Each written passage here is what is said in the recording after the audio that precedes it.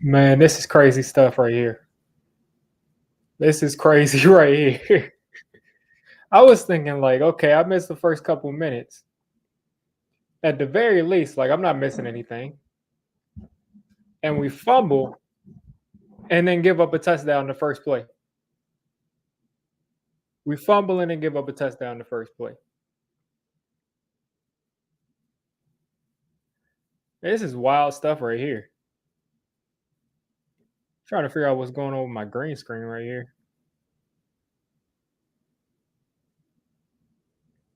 Not sure at all. What's that? What that is?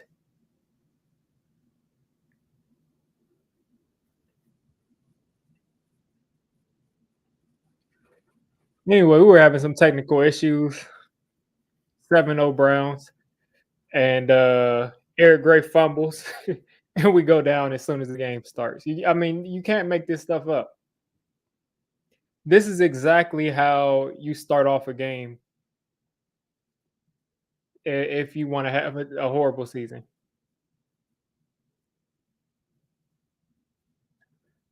Exactly. And as the announcer just said, Graham Gano last week got hurt on that initial return. And then this week we fumble on the initial return. In my pregame, I said that if Amari Cooper got to have a big game finally against us, I mean, that wasn't going to be a good day for us. And look what happened. I have no idea what's going on with my green screen. That's what I was trying to get figured out.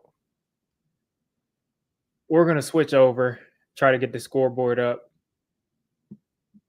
Yeah, Eric Gray fumbled on the opening kickoff, and then Amari Cooper scored on like a 20, 30-yard fade. I like how Eric Gray isn't going to be scared to take it out this time. This time he's out to the 27. Man, that is not how you want to start off a game as the underdog. Can't have those kind of mistakes.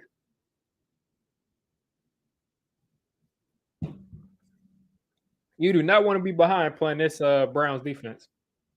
I wouldn't wish it on my worst enemy. I would, but you guys get what I'm saying. In the meantime, like I said, I'm going to try to get this actual scoreboard up here.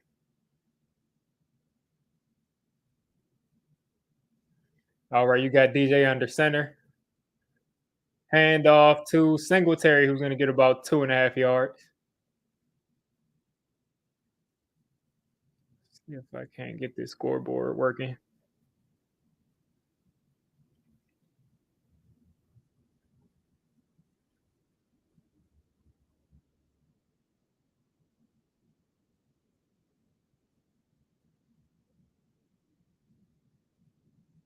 All right. Why are they putting him in the third and longs? Yeah, you're ahead of me. You're ahead of me by a lot. That means I'll probably have to find another stream. Hand off to Singletary, and he's going nowhere.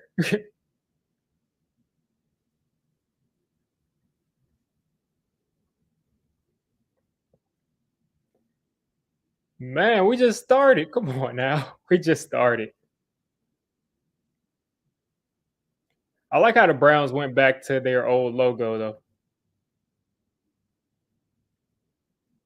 They went back to that old logo. So just like the Giants went back to their logo, and there's like an actual logo instead of a helmet, or we had the NFL logo midfield. I mean, how embarrassing is that? And 4-yard pass to Malik Neighbors, and we'll punt.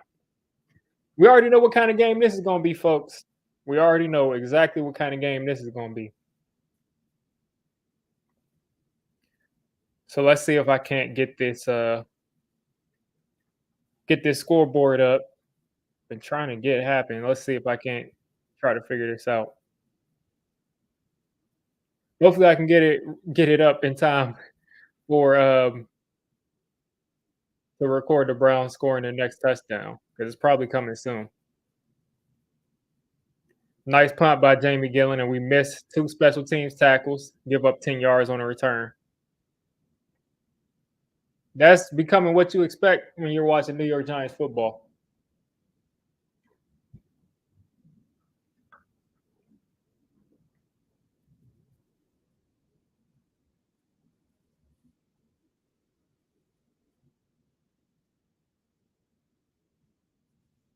All right, let's see what we got here.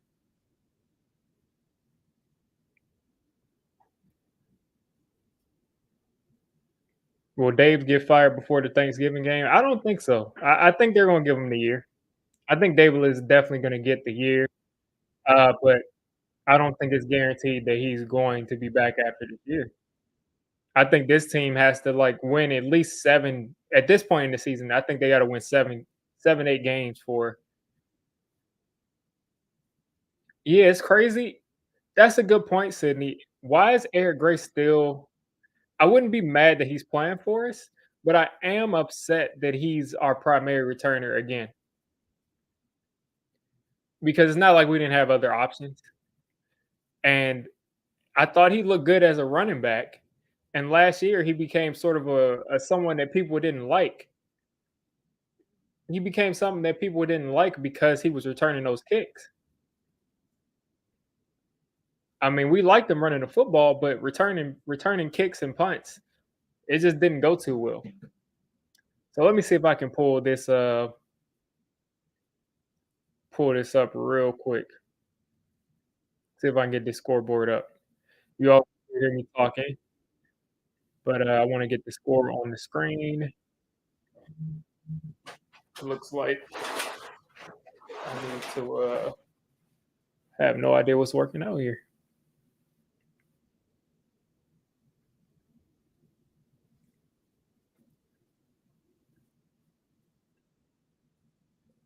See if I can't crop this. Okay, making some progress, folks. Should have this up in about 10 seconds. But again, I mean, I'm never really surprised when the Giants are involved. There's always something. It's just always something.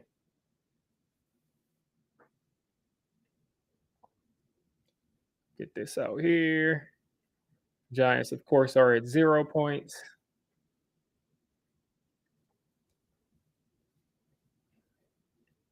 Deshaun Watson comes out looking like prime Deshaun Watson to start off. I think anything as a get right team is going to be the New York Giants. All right, so you all should be able to see the scoreboard. All right, we're back. A little short on this side. For now, we're okay. I have no idea what's going on with my lighting either. Deshaun Watson is relaxed.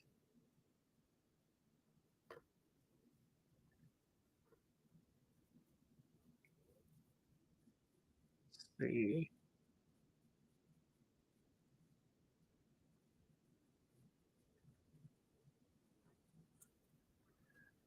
All right, so we got third down coming up. Yeah, playing against us is a get right game. I mean, Deshaun Watson has not been able to get right for years, but this is the perfect game for him to do it. 3rd and 2 coming up. I think the ball is probably going to go to the running back, and we jump off sides. And Deshaun Watson is running around, and he's going to take a sack, but they're going to get a free down here on 3rd and 2. We jump off.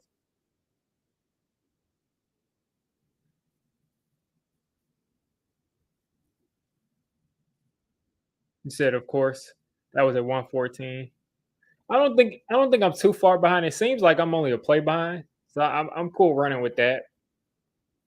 Who we taking first overall? I think the Panthers might have something to say about that, but hopefully we get an opportunity to take whatever quarterback we want. Exactly. Nacho can't stop the run or rush the passer. He like complained about, I need to be playing 3 tech and keep putting me in those, and he's not. Look at Micah McFadden forcing that incompletion. Let's go.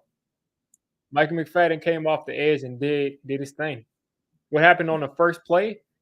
Eric Gray fumbled the kickoff return, and then they threw a fade route to Amari Cooper on the first play that they had from scrimmage, and it was a touchdown.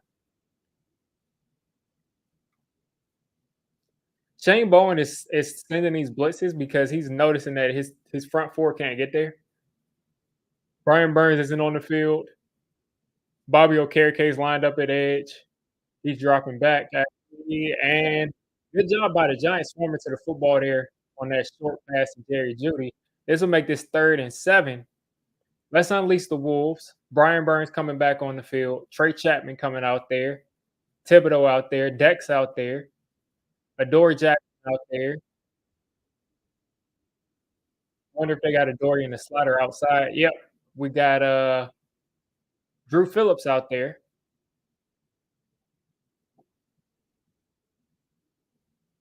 Got Drew Phillips out there.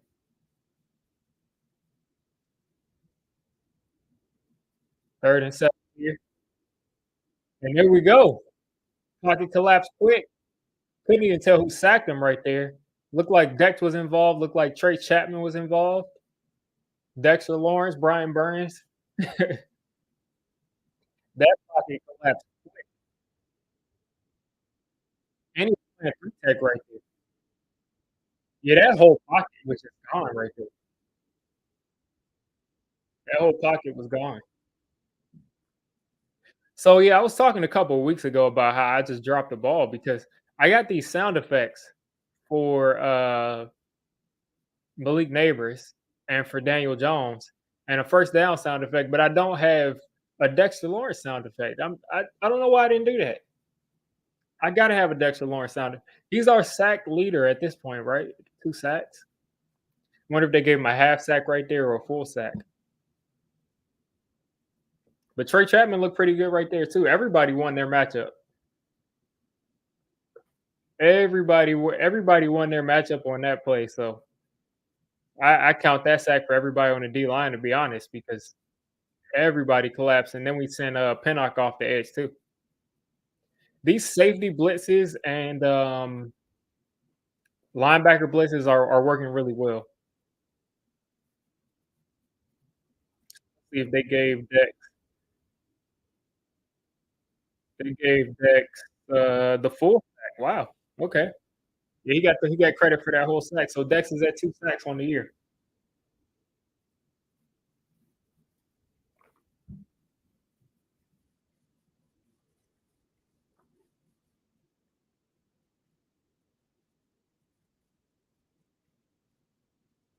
We got Brian Burns at 1 tackle. We got Pinnock at 1 tackle. Deontay Banks at 1 tackle, even though he gave up that touch. I mean, Deontay Banks has to be like the king of playing like almost flawless defense this year and giving up touchdowns. Like the touchdown he gave up to Justin Jefferson, it was a perfectly thrown ball, and it was like 10 times out of 11, 9 times out of 10, Deontay Banks is swatting that ball away week 1 to Justin Jefferson on the goal line. I mean, his hand was literally, if the catch box was here, Deontay Banks' hand was covering like this much of it. And it was just an absolute perfect throw and catch. And then today he gets a touchdown where Cooper basically just grabs it off of his helmet. Now he's got to play the ball better right there. Like you don't want the guy grabbing the ball off your helmet, but as far as coverage, he was there. Like he was right there.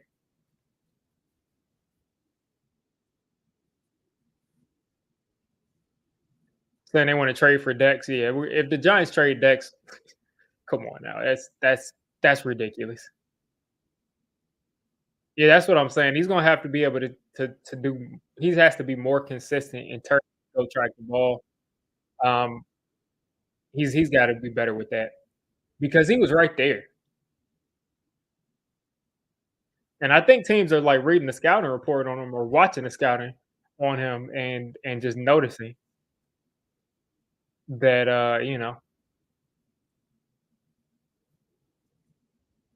just got spoiled in the chat, but I gotta watch it in real time. I shouldn't have looked at the chat. Okay. Daniel Jones here in the shotgun. Personnel. That ball was just inaccurate. That ball was just inaccurate. I don't know what was happening there. Brian Dable shaking his head. It looked like that ball was inaccurate. The Browns just did a whole defense celebration. Let's see. So DJ threw that outside. They threw that. He threw that outside to the inside. It just was a bad throw, and we're gonna get this back because of roughing the passer because he hit DJ in the head. That is hilarious. We're getting that back because he hit DJ in the head, but I don't know how he throws that inaccurately. Now, you can possibly say that that was an option route, and he was just on a different page, like he thought he would break outside, but the coverage was outside, so you should be throwing it inside. Either way, I wouldn't put that on Theo Johnson. I wouldn't put that on Theo Johnson at all.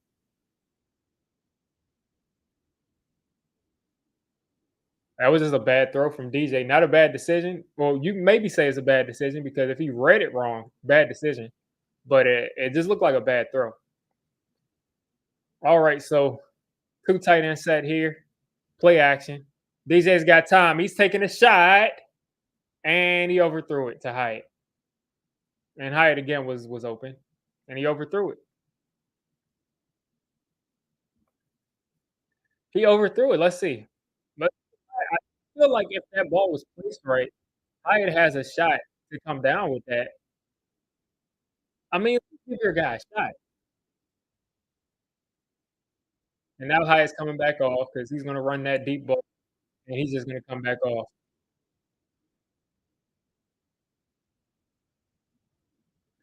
All right, shotgun here. Three wide receivers out there for the Giants. Handoff to Ty Tracy. He can do about 2.5.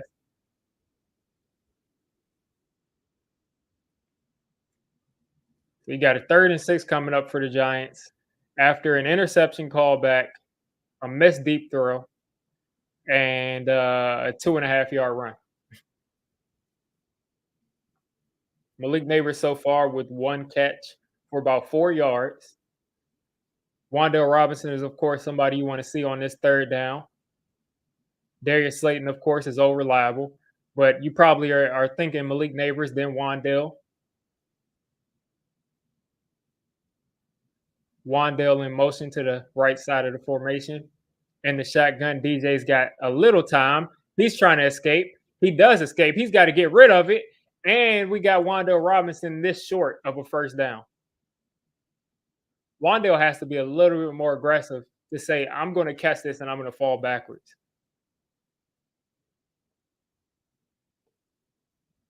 Like, Wandale has got to catch that and say, I'm falling backwards no matter what. You know, you're right beside the sticks. You know where the line of scrimmage is. You know where the 1st down marker is. I know its momentum is going out this way, but you got to fall backwards. Got to fall backwards right there. And let's just go forward. Now we're going against Dalvin right here. So this isn't going to be an easy 1st down. Hand off to Malik. Malik's at the edge and he got it. Woo! That scared me. That scared me right there. That scared me right there. Let's see. Maybe my setting on my camera is different or something. So I look pretty different. Let's see if I can't get this.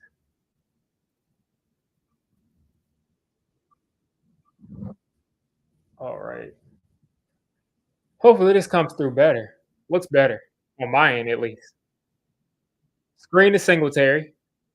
Singletary makes a half missed tackle, and he's got a 2nd and 5 coming up.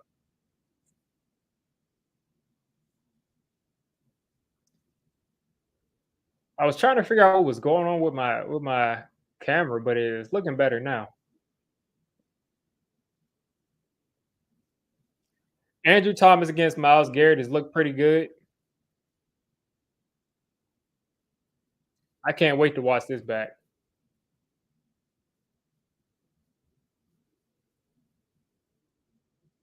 All right, Wandale in motion. Looks like another run play. Play action. DJ's got time. He's going to escape to the edge. There's a holding penalty, and he throws this away wisely. Throws it away. So we'll have a 2nd and 16 coming up with the hold.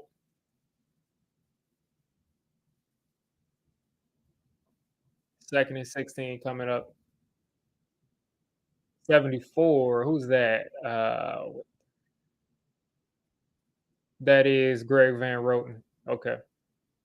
Greg Van Roten is by far our weakest link on the line of scrimmage, but I don't think he's horrible. So, I'll deal with that.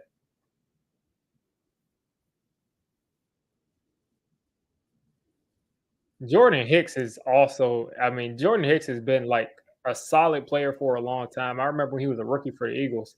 Dude was forcing all kinds of turnovers and everything.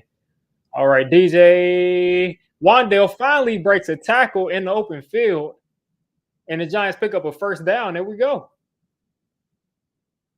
Wandale, Wandale coming out with the celebration. Bo Nix running it in. Wonder if Bo Nix will get his first touchdown. His first win. And the Broncos just picked off Baker Mayfield, and wow. All right, just across the 50, Daniel Jones in the shotgun, 3 wide receiver set. DJ's wow. DJ had the perfect chance to pick up this first down, which he would have either way. And Theo Johnson, for some reason, reached around and grabbed a guy to hold him. I just don't understand why Theo did that.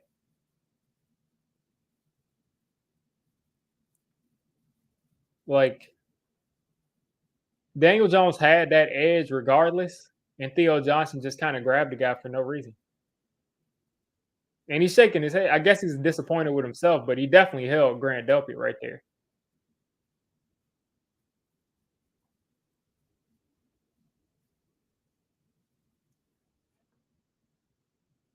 All right. Yeah, Daniel Jones actually has been pretty secure with the ball when he's been running the last like 2, 3 years. So I'm more concerned when he's standing in the pocket, to be honest. I guess you could be concerned about him getting hurt, but as far as fumbling, I'm not as concerned. Daniel Jones here, short throw to Tyrone Tracy. That's Tyrone Tracy's biggest play of the season, like 6 yards there. So this will take you to 2nd and 5.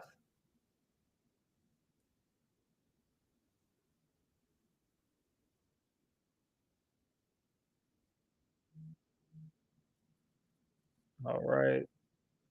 Yeah, last week we scored 3 touchdowns and lost the game. Didn't allow 1 touchdown, but didn't force 1 punt either.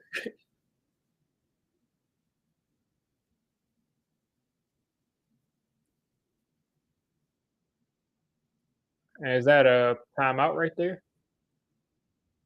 Why can't we get the play in? I just don't like. Why can't we get the play calling?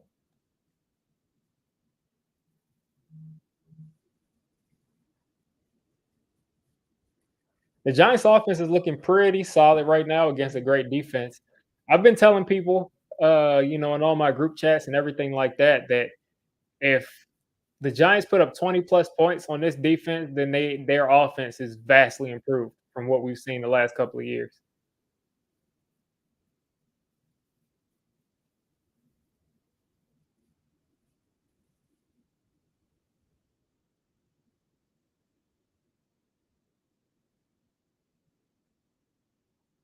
All right, here.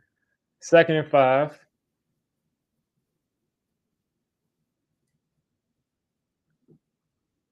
Daniel Jones under center. Tyrone Tracy in the backfield. Handoff to Malik Neighbors again.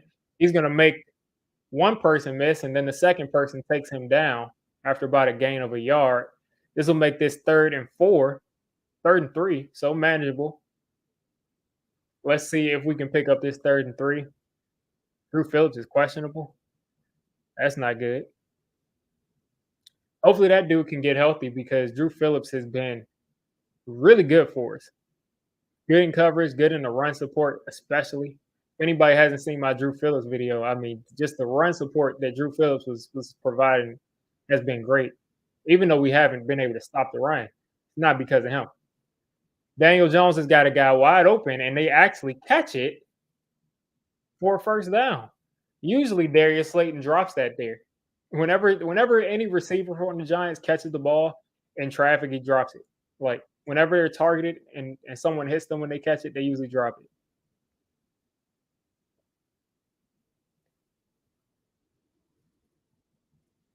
Good job holding on to that ball. 6 for 7 for Daniel, 52 yards. Giants driving.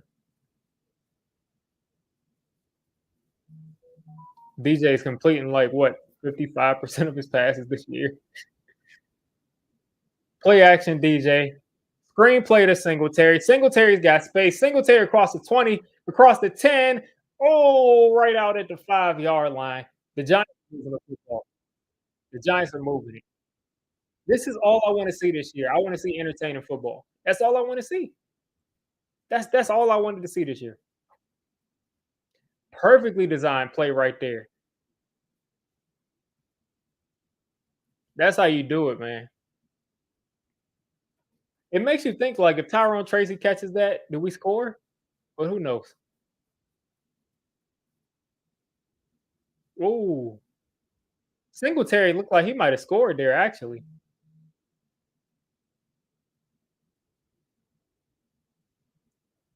Hand off to Singletary. He's got one, he's got two, he's got three, he's got four. And they were just going to let him slow walk into the end zone. Singletary stopped at the 1-yard line. I was just waiting for them to blow that play dead, and they just wouldn't do it. Andrew Thomas going back and forth with, I think, Myles Garrett right there. I know some other defensive player on the Browns.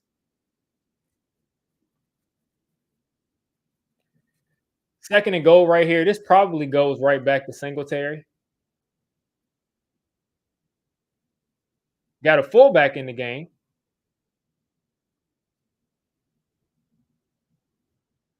I mean, this has to go to Singletary, and he's not going to get in.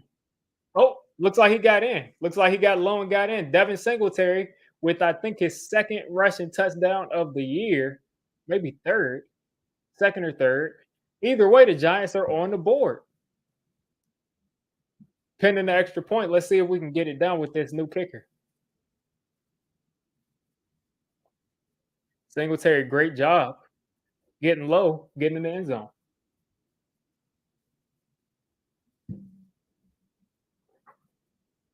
Great job there.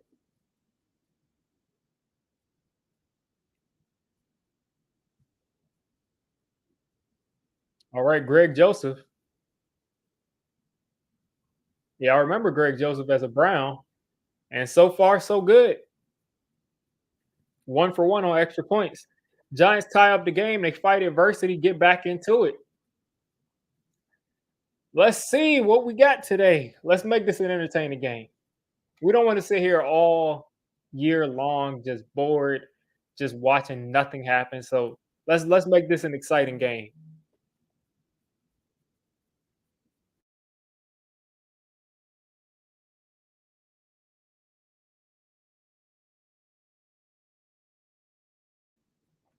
All right, let's see what we got. Giants offense showing heart. Great drive. Yeah, this is like all I wanted to see. When people were asking me what I want to see this year from the Giants, I was literally saying, I just want to see them make the game entertaining. We've been watching for like the last 4 or 5 years, and the Giants offense has been like watching paint dry, literally. Literally watching paint dry might be more exciting because at least it's doing what it's supposed to do. Like, at least when you paint on the wall, you expect it to dry. Don't look now, DJ 7 for 8 for 75 yards. I know. Good first actual drive for DJ for Daniel Jones. I think that's his second actual drive, actually. So yeah, solid start to the game so far. Appreciate the chill. Appreciate you. Everybody hit that like. It will show more people that I'm streaming. By the way, if anybody hasn't seen my community posts, and I mean, just looking at the sub count, I hit 10,000 subscribers 2 days ago. So, man, I really appreciate everybody for getting me to 10,000 subscribers. I can't even fathom that. Like 10,000 people click subscribe. I could literally fill up like what a, a, a college stadium, high school stadium in Texas, maybe, or halfway fill up a high school stadium in Texas of subscribers. So that's really cool. I'm really thankful and grateful that you all give me the 10,000.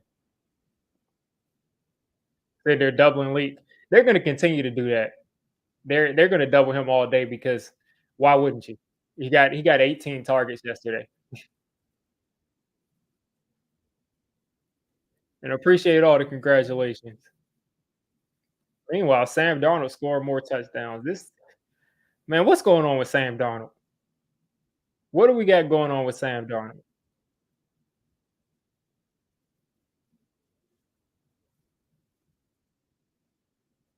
Is the Browns offense gonna keep? Are they gonna start losing them games like they've been doing? The Browns are 1-1 now. I think they won last week, maybe. Yeah, Sam Darnold 6 for 8, 40 yards and 2 touchdowns. What's going on with Sam Darnold?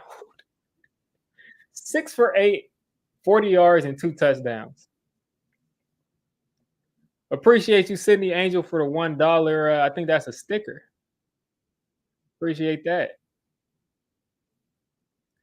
Let's see. Dexter Lawrence, Brian Burns, both 26, 6'4", 340, 6'5", 250.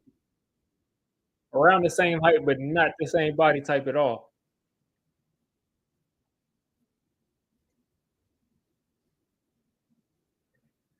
All right, 1st and 10. Deshaun Watson under center. Handoff to Simpson, I think. He's getting 2.5 yards there. Sam Darnold probably would have looked like Mike Glennon for us. Yeah. That's what happens for the Giants usually. When players come here, they just play work. Drew Lock looked great last year for the Seahawks. And he came here in the preseason and looked for everybody looks better on every other team. They just all look better.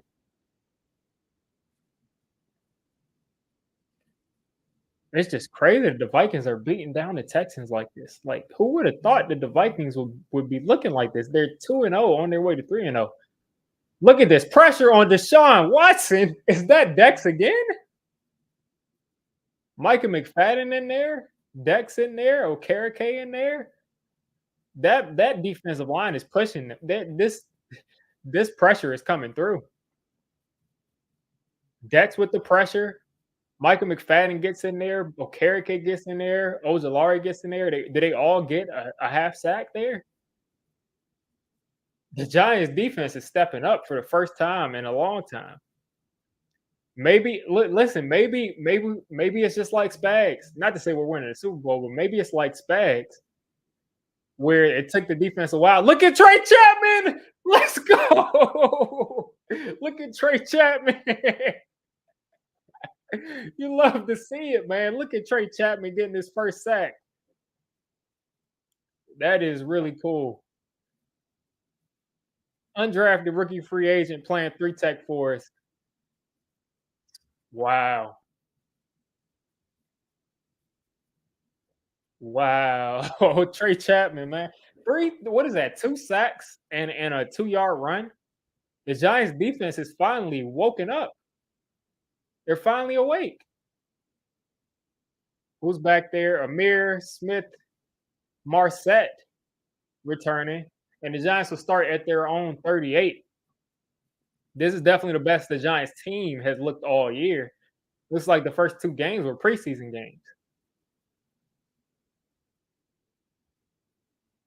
Yeah, our defense is looking elite, definitely, but the Browns' offense has been struggling ever since Deshaun Watson got there. So hopefully they're just actually good. Hopefully they're actually good. Hopefully they keep playing like this.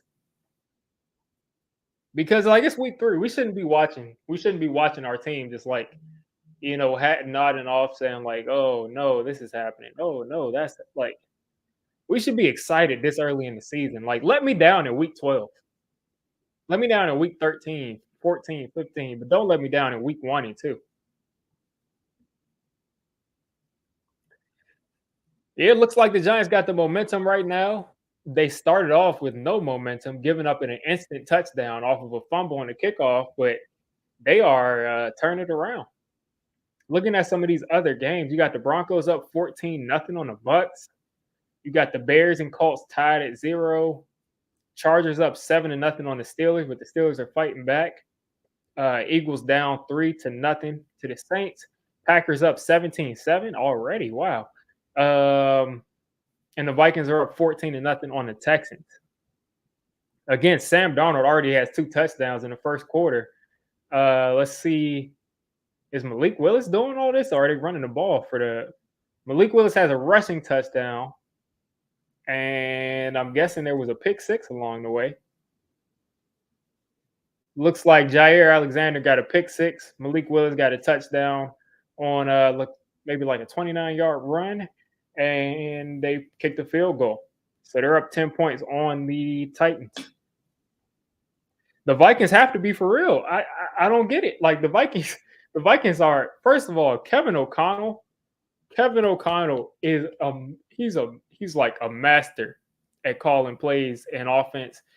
And it's just beautiful to watch this dude call plays. Like the design, the setup, the way he's able to get all these guys open is great. But the defense is playing better. Brian Flores finally has the personnel he wants to use. So if their defense is going to keep playing as well as they're playing, and also you got the defense is playing that way, and then also I'm forgetting something. Also, Sam Darnold. I don't know how I forgot that. Also, Sam Darnold is playing out of his mind. Sam Darnold now is 6 for 8 for 60 yards and 2 touchdowns. CJ Stroud's 4 for 8, 22 yards and an interception. All right. Looking away from the chat, Daniel Jones in the shotgun. 2 wide receivers. Tracy, actually. Throw to Tracy behind the line of scrimmage. He's going to fall forward 5 yards. Nice play there. This will make this a 2nd and 3 coming up.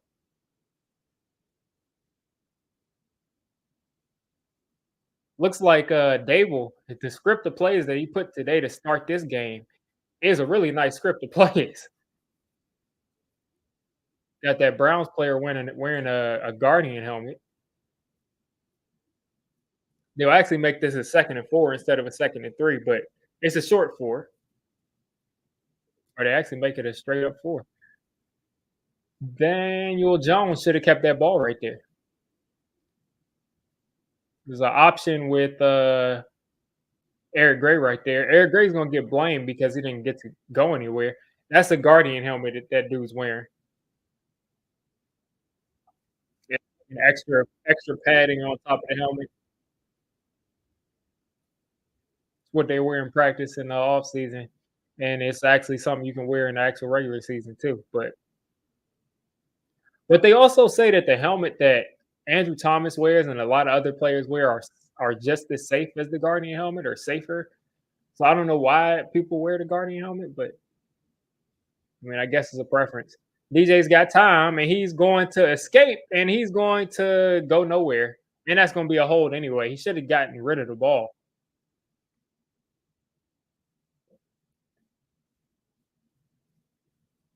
Let's see what they got right here. 3rd and 4.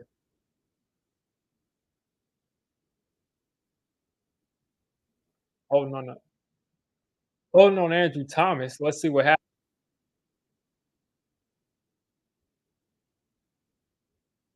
Let's see. Andrew Thomas on one, Miles Garrett. Oh yeah, that's a hold right there. Yeah, that's a hold right there. But DJ should have been more decisive right there, either thrown it away or got upfield quicker because he has some space to get upfield. But let's see if the defense can come out and replicate what they've been doing. Gillen's going to kick this off. Nice punt there from Gillen. Gillen has been, oh my God, look at that. Whoever was that gunner right there, 88, you completely blew it. You completely blew it. You got shook out your shoes. Yeah, the defense has to step up again like they did before. But yeah, Miles Garrett is the like in my opinion, Miles Garrett is the toughest defensive end to go against in the NFL because when you take a look at it, I mean, he's basically Michael Parsons, except he's like 20 pounds heavier. So he's gonna be able to hold up against the run. He can bull rush you. He can do it all. And I don't think he really gets the respect that he deserves, but I think he's the best defensive end in the league. I think he's the best edge in the league. Meanwhile, the Broncos are back in the red zone against the Buccaneers. Like I like I'll do a shameless plug right here. I started a podcast, Diggy's Huddle, every Friday where I talk about like the whole of the NFL, and like my picks have been horrible. Like my picks have been horrible as far as predicting the schedule because I had the Bucks beating the Broncos. They're getting blown off the field. I had I had the Packers winning, so that's not crazy. But I had the Texans beating the Vikings, and they're already down 14. So hopefully they can make a comeback. But let's check on my underdog.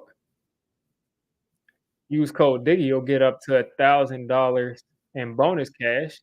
But I'm checking my underdog. Am I on Podcast Addict? Maybe I should get on there. I don't. I've heard of it, but I haven't actually like interacted with it. But maybe I should get on there. So let's see if I can.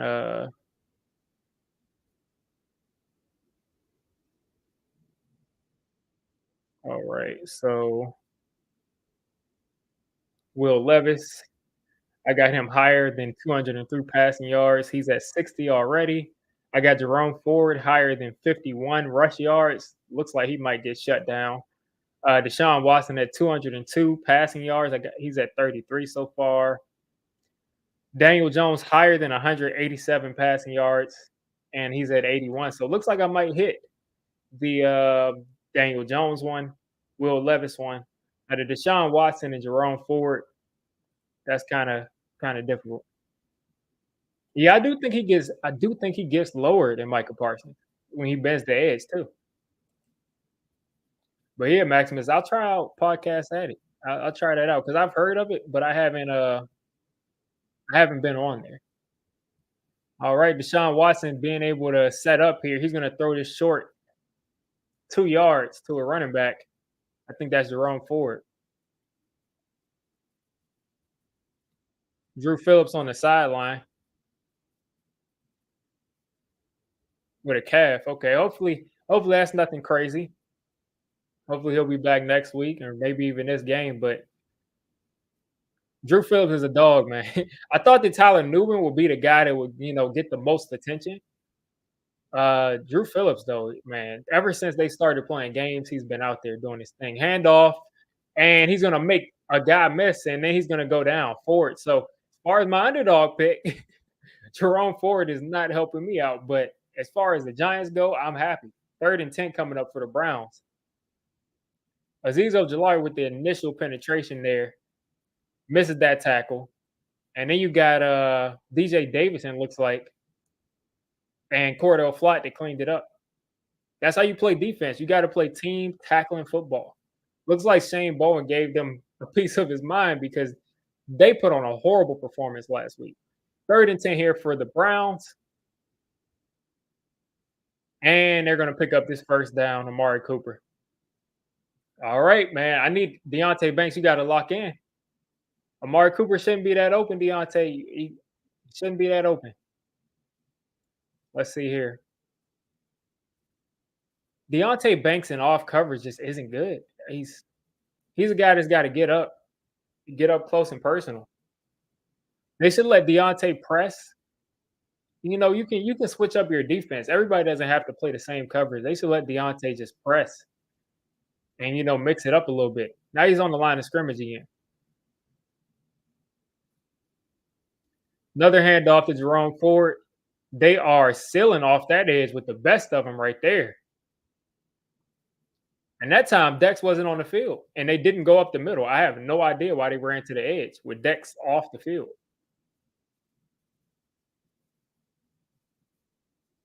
Amari Cooper had what? 27 yards coming to this game. Now he's got 37 in this game.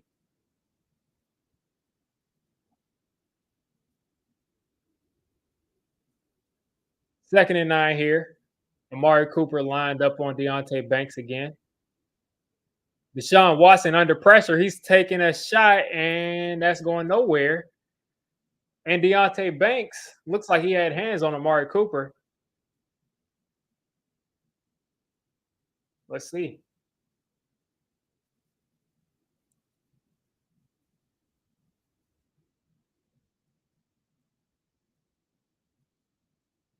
Pass interference on Deontay Banks. Let's see. I want to see what happened right there because I saw Deontay Banks put hands on Amari Cooper, and Amari Cooper is a guy. I think he did a great job.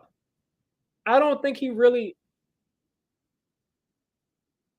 I don't think that's pass interference. I'm not going to lie. I don't think that's pass interference because he ran. He didn't fight to even stay in bounds. Like he lightly touched him, and Amari Cooper just ran out of bounds. All right, Browns offense dialing it up right at the 50, dialing it up, picking up some of our pressures now. Ooh, yeah, that's the pick six from Jair Alexander. There's so many good corners in the NFL now, but no corner that is I mean, you just don't see the Revises anymore. I guess that's like a once in a lifetime kind of player or twice in a lifetime, but there are a lot of good corners though. All right. But yeah, he just ran out of bounds. I don't really consider that to be a foul. False start there from the Browns though. Yeah, I think Deontay Banks at the very least is going to live up to being the 20 what fourth pick in the draft. I don't think I don't think that'll be an issue for Deontay Banks. Um, I think he'll definitely live up to that. Now, will he ever be a shutdown corner? He has a potential to definitely. I don't know, but I think he'll definitely live up to being the 20 something pick. Oh, look at Aziz turn the corner. You got to get him down. You got to get him down. That has got to be grounding. That has got to be grounding. That has got to be grounding. I guess he got it back to the line of scrimmage and he was out of the pocket. I thought that was grounding though. It didn't get back to the line of scrimmage. Okay. So that's grounding. Aziz with a really nice move off that. If Aziz can give us that kind of rush, oh boy, this defensive line is alive. Ball got back to the line of scrimmage. Okay. Okay, third down coming up. Dex is doing what he does best, which is, I mean, throwing grown men around. That's he barely got that ball away because his knee was almost down before he got to throw it.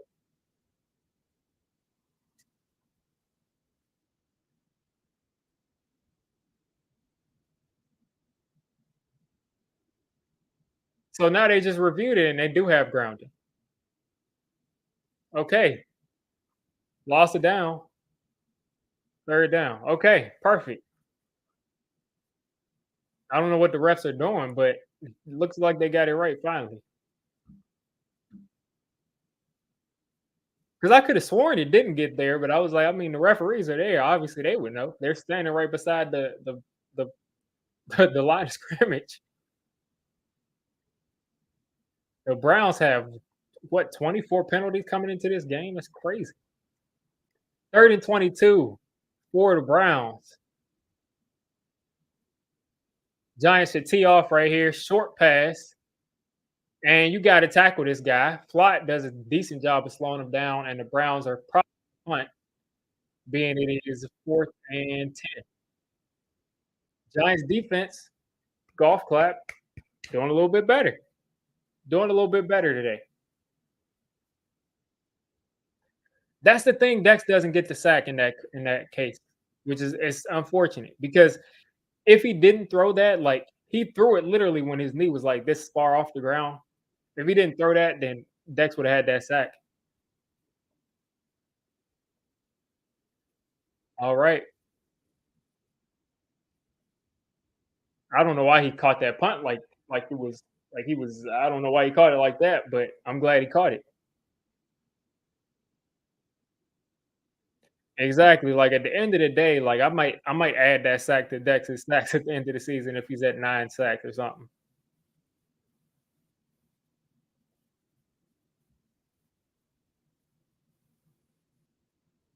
All right. So Deshaun Watson at 64 passing yards. Jerome Ford at 3 rushing yards. I need him to get over 51.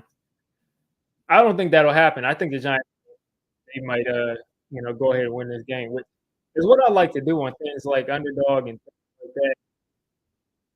If the Giants disappoint me, then I get paid for it. If the Giants disappoint me, I can at least cash in on there. If they don't, then I'm having my team on. Let's see. Broncos up 17 nothing on the Bucks. I wouldn't expected that. Yeah, I need Burns to get a sack because I did a video on him too, and he has not been playing bad. He's not been like best defensive end in the league, but he's been playing pretty well. He just hasn't gotten the sacks, and they've been like chipping and double teaming and all types of stuff. Sack is hard.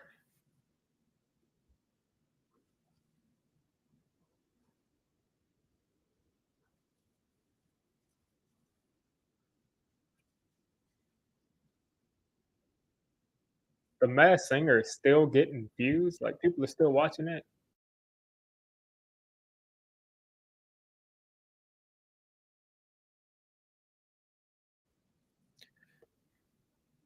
The Giants have to find a way to get Jalen Hyatt the football. Completely agree. Completely agree. But at least he's stretching the field. Maybe they should get him more than the 10 snaps they give him a game. Maybe that'll help. Maybe he'll be able to get the ball in. Because I've heard, I mean, rumors are saying that Jalen Hyatt wants to trade because he knows he's not going to get the ball. He knows he's not even going to get playing time.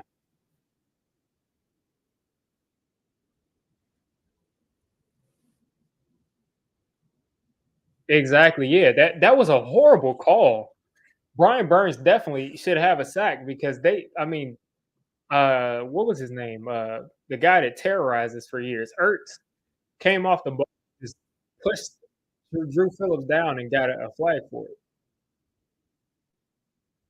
All right, handoff to Singletary, and he trips over himself and loses 2 yards. JOK brings him down. Yeah, I don't know why. I don't know why we came out and just ran the ball. I have no idea why we just came out and ran the ball right there. Like, congratulations, Dave, you lost 2 yards.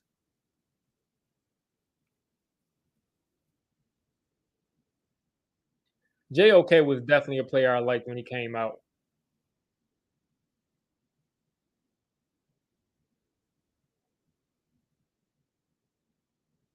JOK is definitely the size of a safety playing linebacker. But I mean, all these linebackers are. Whoa! Singletary makes that guy miss, and he makes this a third and manageable. I don't know how that dude missed him. He didn't really make a move. He just kind of squeezed by him. Let's see. DJ with a great job getting that ball away. Then JOK misses the tackle. Make this a third and three. Daniel Jones never like changes his oh, we got Malik Neighbors 1-on-1 at the bottom of your screen. Stay tuned, folks. Stay tuned for the party. Stay tuned for the party. And we're throwing this to Wandale, who's gonna pick up a first down, and he's open and he gets laid out. And he got back up. He's feeling good. I was expecting Malik Neighbors to make a big play, but it's good that Wandale.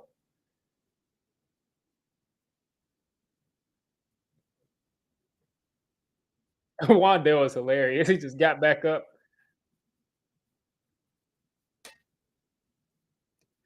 Is he okay? He just came off. Hopefully he's good.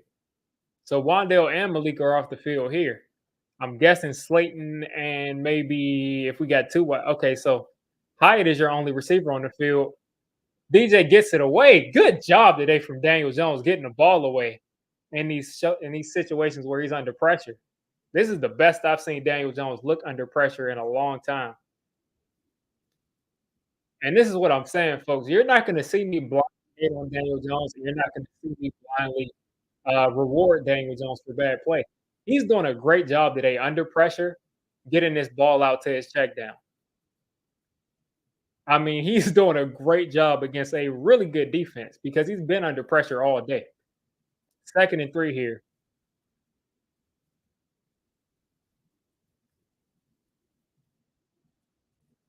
Brown sending some more pressure. Handoff to Tracy.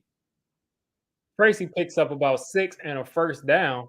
Giants still moving the ball just outside the 40. Neighbors and Robinson back out there. Giants doing a great job sustaining drives. As good a job as I've seen them do in a first half during this entire regime, really. Okay, so they're just inside the 40. They're still in our own territory. Fake pitch from Daniel Jones, and he's gonna get the edge, get about 3 yards, and we'll take those free 3 yards right there. Bring it up at 2nd and 7. 2nd and 6, they'll give them.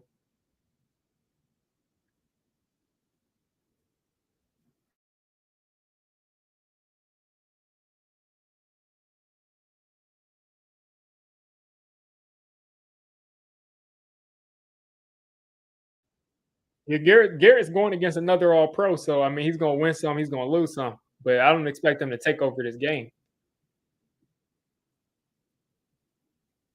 All right. Handoff here to Singletary, who's going nowhere. No push there from the offensive line. Looks like Van Roten may have been the culprit. I saw uh, John Michael Smith at the 2nd level, so I don't know if he just whiffed on his block or if he did his job and no one else did.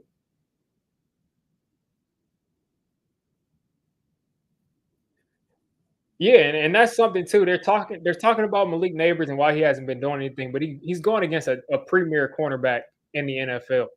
So that makes perfect sense. 3rd and 5 here from the Giants. Tyrone Tracy in motion. DJ's got to get rid of it. You got a guy wide open. Malik Neighbors here for a first down just outside the 40-yard line. That's Malik Neighbors' 2nd catch. And this is what I mean when I say Malik Neighbors, no matter how the quarterback plays, is going to get his. It's just guys here that they get theirs. Like he's a lock for 1,300 yards this year. He's a lock for it because he's going to be so wide open sometimes. I mean, you can't miss the guy. You can't miss the guy. Malik Neighbors 2 catches for 18 yards so far today. On 2 targets, I think too. Giants still staying with the run. Tyrone Tracy is going to get about 1.5 yards. A good thing today is the Giants are having very few runs that are going negative. You can't break every run for a touchdown. You obviously want 4 or 5 yards every time, but one thing that you don't want is to go, and get off schedule because you're negative on the run game. So as long as they can keep, stalemating and getting 1 or 2 yards, I definitely think that they should continue to mix the run in. 2nd and 8 here.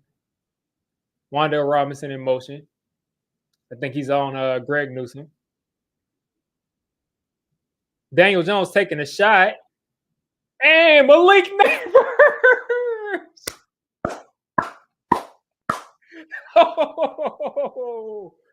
Oh, Malik Neighbors. Neighbors no money, we scream and Malik scratch and yell Neighbors. and bet. Neighbors no money, neighbors no money, we scream and scratch.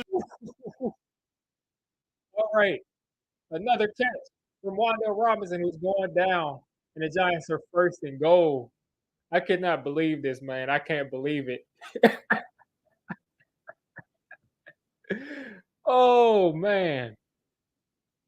This is what we're talking about here. This is what Amari Cooper just did to Deontay Banks. This is what we need on the New York Football Giants. Malik Neighbors, people. Malik Neighbors, folks. And this is why you throw it. This is why you throw it to guys like Malik Neighbors because they're going to say the throw doesn't have to be perfect. This is what we've been asking for Daniel Jones to do for years is to just throw it up and let your guy go up and get it. And his guy actually is going up and getting it these days. So he's actually throwing it up.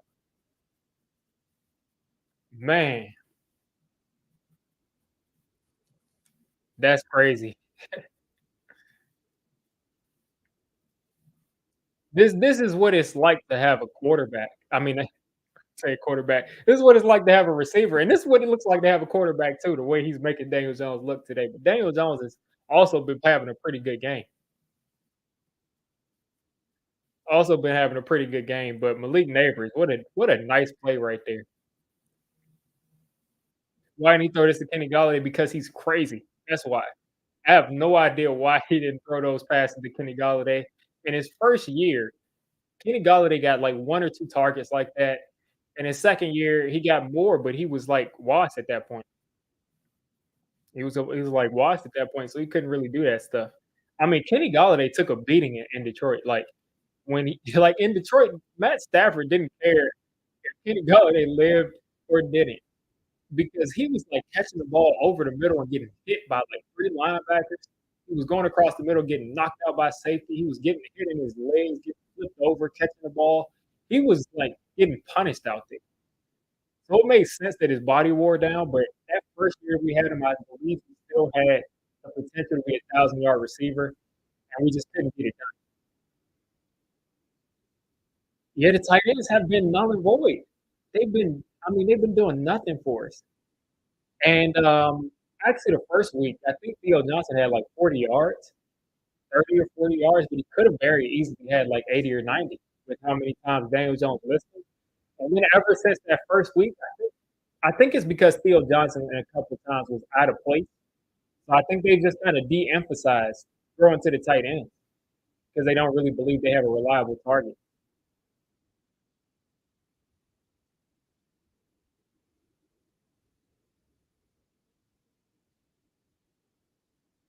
All right, first and goal here for the Giants. Singletary in the shotgun with Daniel Jones. You got to think they'll probably try to run this ball if they can't get a one-on-one or a look that they like against this defense. Daniel Jones and Theo Johnson dropped it. Oh no! Bad throw by Daniel Jones, too far, but good enough to where he should have caught that and scored. He should have caught that and scored, but the pass was overthrown. Beautiful play call though, because that should have been an easy pitch and catch. Should have been an easy pitch and catch. Theo Johnson almost made a spectacular catch, but listen, you get your hand on it, and you get the other hand on it, you gotta make the catch. You gotta make it. But not a good throw by DJ right there. Neighbors in the Wildcat. Neighbors is going to throw this away, and this will give us a third and goal.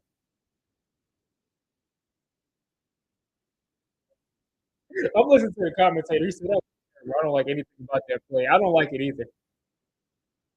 I don't like it either. I don't think that. I just once you see the quarterback start running to the outside and it's Daniel Jones, a running quarter, I just don't think you're going to fool the defense. Like you got to have Peyton Manning or something to just like get open. And when the quarterback is running around, people want to hit the quarterback when he's running around. So the Giants are going to have to throw this in on third down to Malik Neighbors. Looks like he's isolated. We're going for Malik Neighbors. DJ's got time. Malik is wide open and he caught it. He put 2 feet down. What a beast. What a beast. What a monster. This dude is crazy. What a monster. Yelling, betting neighbors know my name. Betting neighbors What a know monster. my name. Well, you screaming, scratching, yelling, betting The neighbors neighbors know know my my name. name. Betting He neighbors put know my 2 feet name. down. Well, This you man screaming, is scratching, sadistic. yelling, He's betting crazy. neighbors know my name. He's unstoppable. He's crazy. He's disgusting. I can't believe it. This guy, he has his hand killed. Listen, Pistol Pete, we can't get copyrighted here. We can't get copyrighted, so we gotta have Hank singing. We gotta have Hank singing it for us. We can't get copyrighted, so Hank Hill, I had to call him up and have him sing it. Good luck overturning that, ref. Good luck overturning it, ref. Good luck overturning that. That's a touchdown. Daniel Jones is tearing the Browns defense apart. I literally said in my group chat, I said, listen, if the Giants put up 20 points against this Browns defense, and Joseph barely puts it through, so Giants are up 14-7, 144 to go in the second quarter, 144 to go in the half. Let's see if the Giants defense can get a stop. Maybe we can kick a field goal. Let's see. Defense got to stand up. Yeah, Hank Hill is a GOAT, man. Hank Hill is a GOAT. Wear that jersey every single week, Jennifer. Wear that jersey, and we'll go all the way to the Super Bowl. If we can, if we can get this type of play from neighbors, if you're wearing that jersey, you got to wear it every week. Because Malik Neighbors, man, oh man, this dude, I just have been so excited that the second that he got drafted by us, I knew that this was going to happen. Because some wide receivers are quarterback. I literally, people may not remember this, but I legitimately got on here and I said the Giants have no business signing Kenny Golladay. They should trade up in the draft and take Jamar Chase because he's better than Kenny Golladay will ever be. And you're crazy. You know, Kenny Galladay's a proven wide receiver. Why would you mortgage her? Listen, if the Giants had traded up for Jamar Chase, and what was that? Daniel Jones' second or third year. Daniel Jones would not be looked at it the way that he is right now. Right now, Daniel Jones would be a quarterback that was getting Jamar Chase 12, 1,300 yards, 1,400 yards a year because these receivers are quarterback proof. They make your quarterbacks look better than what they are. They literally add on. Like if there's like an overall where Daniel Jones is a 77 or a 67 or whatever you want to say he is, add 10 points to that. When he's throwing to Malik Neighbors, add 10, 15 points to that. How do you think DeAndre Hopkins put up all those yards with all those backup quarterbacks? How do you think Larry Fitzgerald made the Hall of Fame when most of the time he was getting the ball thrown to him by just anybody? Malik the Freak, the kid is the truth after a horrible start in 11 seconds. The New York Football Giants turned the game around. Yeah, yeah, they turned it around completely because I was thinking this was going to be another sad day. So listen, the Browns are slipping today. The Cowboys look like they're slipping. Maybe maybe the Browns and the Cowboys were our early wins. But we got to keep our foot on the gas. Got to keep our foot on the gas. Wandale Robinson, Malik Neighbors, Daniel Jones. If in the perfect world, this trio is going to tear the league apart. In a perfect world, Daniel Jones plays every game like this against these type of defenses. Things may turn around. Things may turn around. Philly's still losing. Are we going to be tied? We may be tied for division lead. I've never been to the Hall of Fame Museum in Canton, Ohio, but probably eventually going to go do that. Yeah, diamond, diamonds right there. First and 10 here. Deshaun Watson in the backfield, and good job there by Cordell Flott to tackle Jerry Jeudy, but not a good job. Oh, they're going to keep that clock running. Okay. They're going to keep that clock running. Second and 7, 128 left, 127, 26. Shotgun, 3 wide receivers, and Dex is false start. Is that a false start or Dex moving first?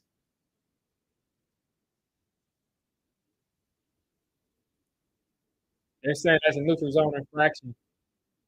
But Dex is saying that the guy moved the football around, so let's see. The eye in the sky don't lie, so let's see what the camera said. See what the camera said right there. They won't show it. Yeah, that's a conspiracy right there. They don't show it. Like, why aren't they showing what happened before the play to see if Dex was right or not?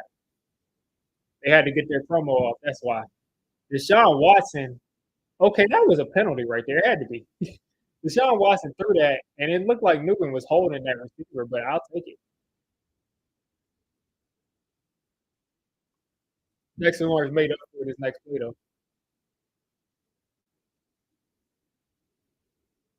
Dex made up for that next play. He made up for it.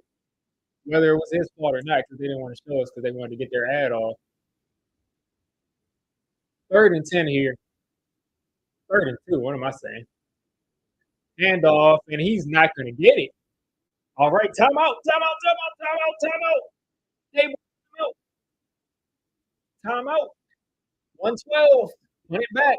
Let's go down the field. Let's go. Let's get the ball. Let's ride the hot hand. This may be our best. This may be our best game of the season, so I want to enjoy it. Let's get this ball back. Let's run it up. Let's run it up. Andrew Phillips not on the field, and we're doing this. Cordell Flott has been out there the majority of this game. He hasn't looked bad. Deshaun Watson, I mean, talk about the Monstars taking all of your skill and everything. Looks like the Browns are going to go for it.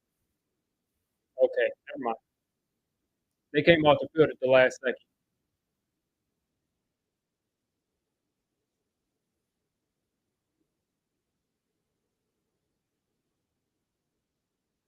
So the Browns back out there. Now the Giants have jumped a couple of times, so we do not want them. Oh, they're trying to get it. They're not going to. Oh, if he got it by this much. If he got it by this much. But he looks like he's short. Looks like he's short. Looks like he's short. That ref just helped Dex up. Do you really think I would? What? Jameis Winston came in there. If I'm Jameis Winston, I'd be angry. I'd be angry. I'm like, you throw me in there to get my head banged up. I can't start, but you throw me in there. Look at Burns. Oh! Let's go. Let's go. Let's go. Hey, listen, is Brian Burns showing up for y'all now? Is he showing up for y'all now?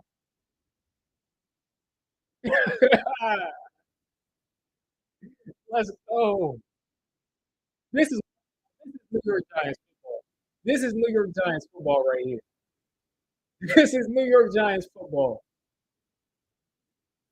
And Trey Chapman with the fumble recovery.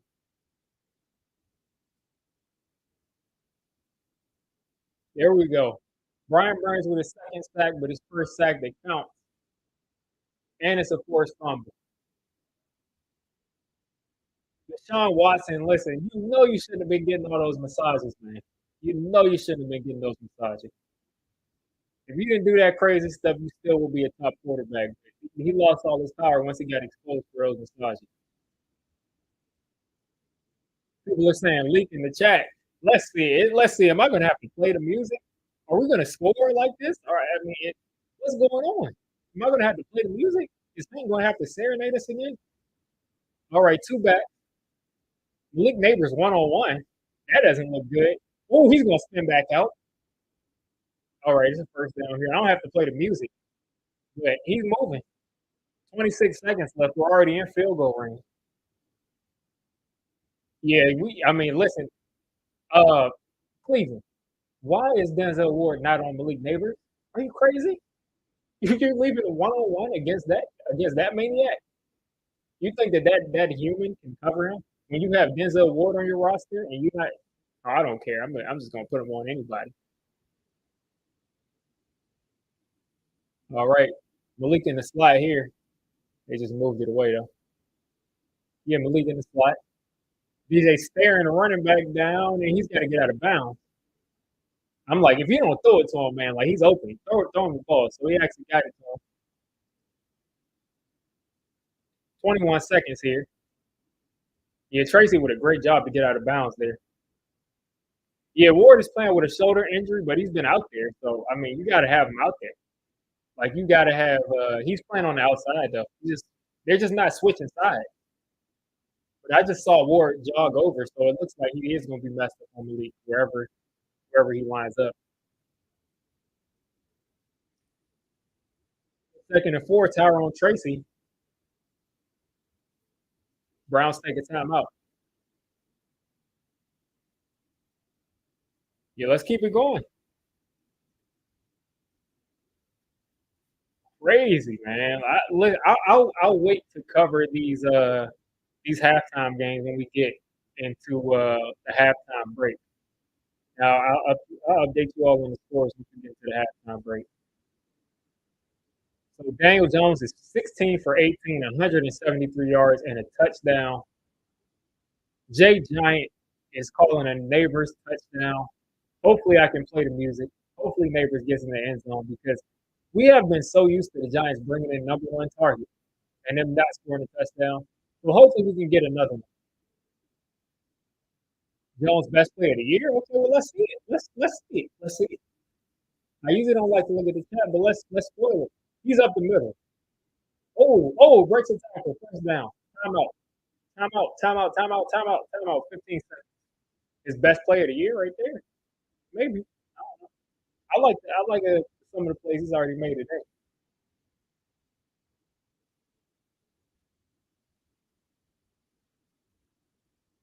Yep. All right, just inside the 4, just inside the 5. I'm going to click away from the chat. Listen. I got my stuff queued up.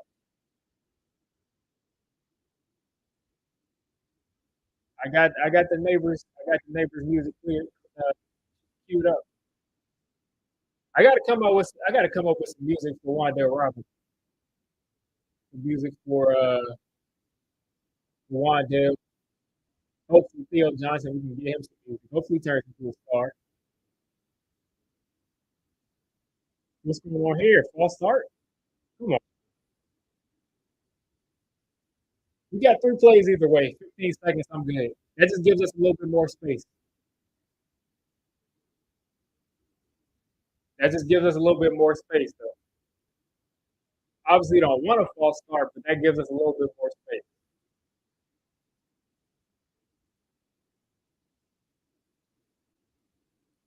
Number one thing, protect the football. Number 2, look at Malik Neighbors. Wherever he is, if there's not 3 people there, go to Malik Neighbors. All right. And then we got a false start. Then we got there's no way that's a false start. Hopefully encroachment. Loser's on infraction, hopefully. Because we can't go back another 5. We can't go back another 5. We can't go back another 5. What is this? Okay, offsides here. And they just blew that dead because they didn't want the quarterback getting killed. Okay. So the Giants are right back where they are. 15 seconds still. 1st and goal still. Here on the goal line here, close to it. You can pretty much we have no timeouts, but you can afford to run it. But you have at least 3 pass plays here. Wandale Robinson in motion. He's in the slot. And DJ! Let's play it. No money. We screaming, scratching, yelling, betting neighbors no Let's play money. it. Neighbors no money. Let's play it. Scratching, yelling, betting neighbors no money. Let's play it. No money. That's what I'm talking about. This is the Malik Neighbors that we know and love. This is the Malik Neighbors that he's going to take it to the promised land. He's going to take us to the promised land. Oh, man. 21-7. The Giants have scored 21 points in the first half on the Browns defense. The Giants have scored 21 points in the first half. I'm picking the Giants to lose every single week.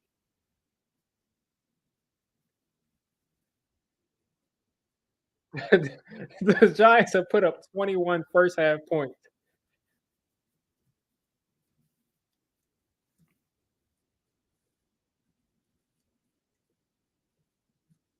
This is nuts. This is nuts. Daniel Jones might actually throw 3, 4 touchdowns today, and the first time in like since 2019. He hasn't had a 3 touchdown game since 2019. He might do it today.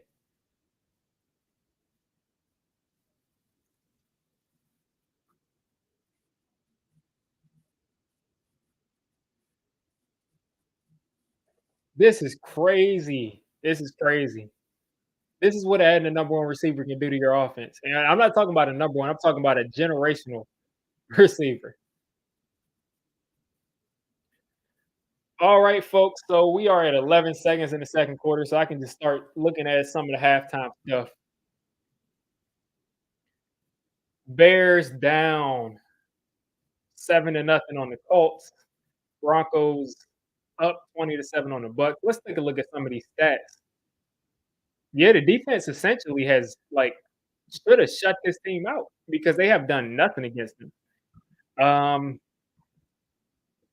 let's see if I can pull up some of these stats.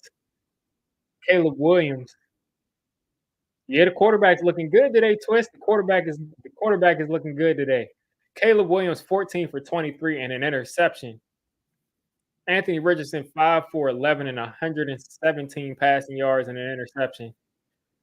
Jonathan Taylor for 10 for 58 and a touchdown. So that's why the Colts are up. But it looks like the Bears are driving. You got the Broncos up 20-7, like I said on the Bucks. You got the Chargers up 10-7 on the Steelers. Eagles still down 3-0 on the Saints. The Eagles are struggling to score. It's been a whole half and been pretty much the same score this entire half. Jalen Hurts, 18 for 22, so he's throwing it all over the field. Got 161 yards in the first half, but only he's got an interception. He's no touchdowns. Taking a look at Hurts, he's got 180 something yards of total offense, no touchdown. Dallas Goedert he's got 80 yards on 8 targets and 7 catches, no touchdowns. Let's see if they've been able to run the ball. Saquon Barkley 5 for 17, 3.4 yards per carry. What does that look like, folks? That looks very familiar to me. Saquon, big rushing game, and next week 3 yards a carry, 17 yards. 17 yards a day for Saquon.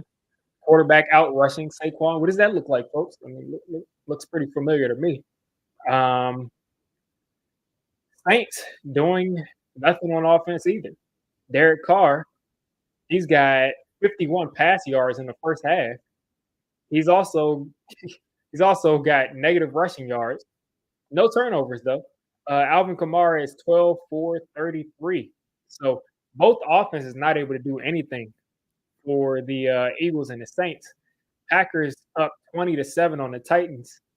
Malik Willis is 9 for 11, 158 yards, and no touchdowns, but he does have a rushing touchdown, and he's got 73 rushing yards.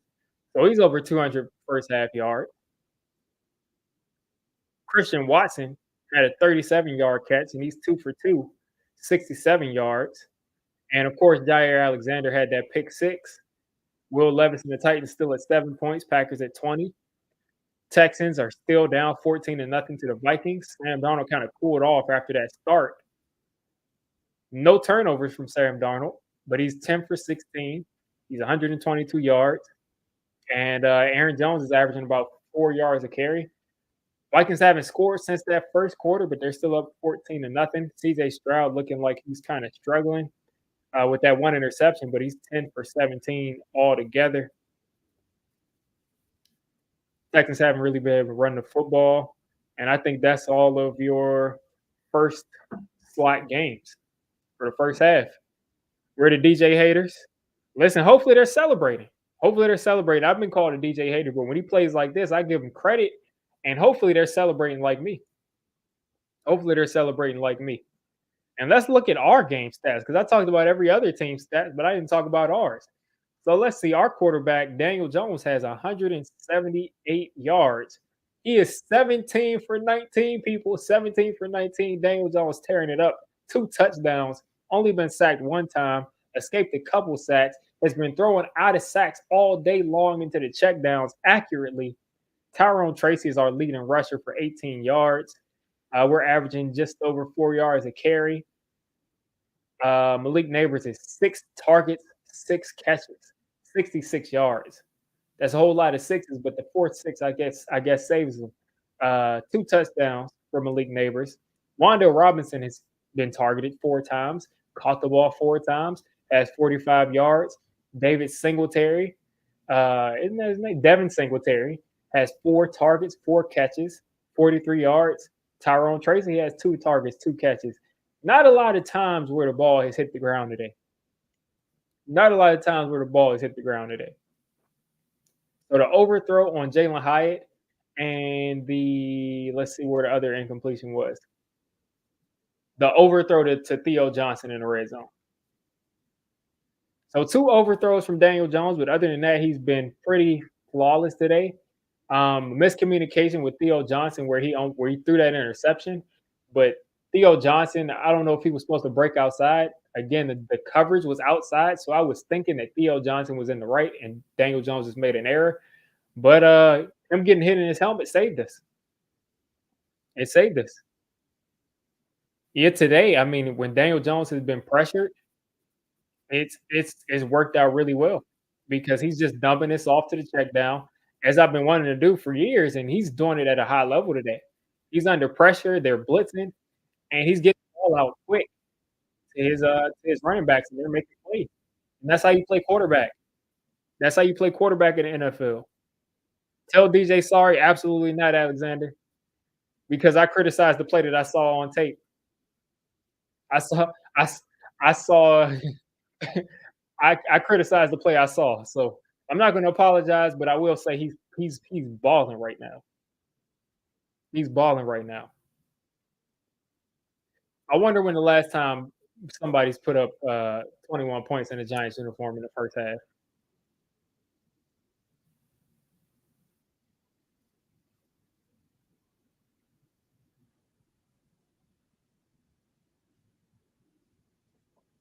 Yeah, after they called that pick back, he was like, "You give me another chance? Let's go."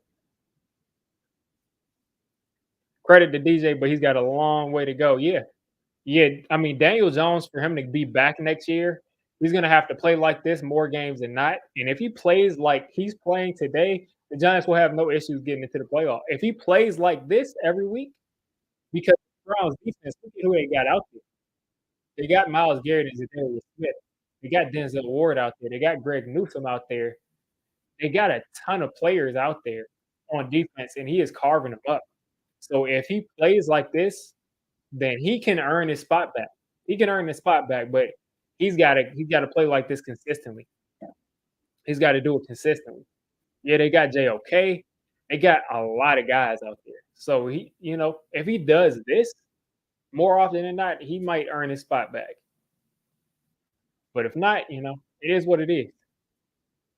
But here, listen, just like I said last year, just like I said last year, I am not going to be sitting here getting mad when my team wins games. I won't do it. I won't do it. I'm not going to be out here mad and say we should have done this. We should have set this person down. We should have put in this player so we could lose on purpose. I just don't want to do that, especially in week 3. Especially in week 3. Definitely not. So if we win the games that we win, it's because we won them. That's really what's it. Like if we win the games, it's because we were good enough to win the games. So if we don't get a pick that's high, and we just didn't get that pick, it was too good. Because you can't say that the Giants should have tanked and then look at the win-loss record and say, "Oh, we don't have any good players." Well, how did we win those games when we had a third string quarterback in there? I mean, something's got to give. I mean, I'm not saying anybody's right, but if we have no good players and they won with Tommy DeVito in there, something's got to give. I mean, something's got to give. Give DJ a decent offensive line. And yeah, this is what we wanted. And this is why so many folks got mad week 1 because DJ did not look good. But last week he played well. He didn't play amazing, but last week he played well. And this week he's playing out of his mind. He's playing out of his mind. I do want to see him attack downfield a little bit more, but it's what's working right now. He's doing is working efficiently right now. So keep doing what you're doing. Sam Darnold, Justin Jefferson for 6.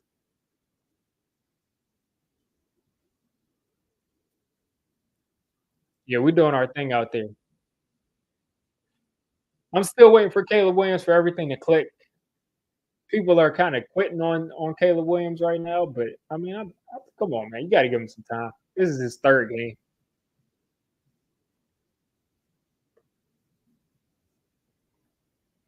That's that's really what it is. Marvin Harrison Jr. balled out last week. I don't know. I mean, I'm a Malik Neighbors fan. You know, I was in college. I was in the NFL. So he's always been on my team. So I'm with Malik Neighbors. But Marvin Harrison Jr. balled out too. But I think Malik Neighbors is a better player. I think Marvin Harrison Jr. from a technical standpoint and the fact that he's as tall as he is makes him really hard to stop and an amazing receiver. But I think Malik Neighbors just like he's different, man. He's different. I think both of them are different, but I think Malik Neighbors is on a slightly higher level of difference.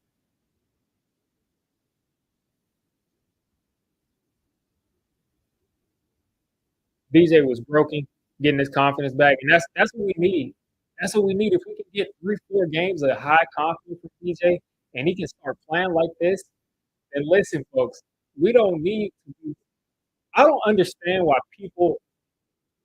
What people don't understand is the best game. Shout out to you, Diablo. You're having the time of your life. That's a great man. I'm happy you're there representing.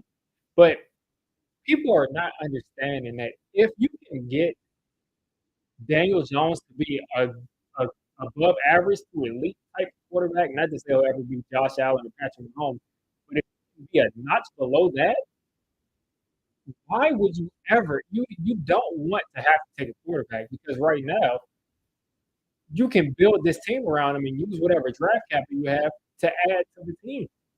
So you want him to play good football. I want him to. Some people might not want to because they think he'll, revert back to playing bad. But I would love for this dude to put together the rest of this season. Like I would love that. Hopefully he can. Because if he can, that makes things a lot better for the New York Giants. We can go out there and continue to stack up offensive linemen. Get a right guard, replace Greg Van Roten, really bolster that line. We can add another receiver. We can add another corner. We can go out and we can do a lot of things if we don't have to worry about drafting a quarterback. So yes, I'm still kind of weary of saying, Daniel Jones, we're going to go with you for the foreseeable future because he has looked great, and then he came out last year and looked horrible.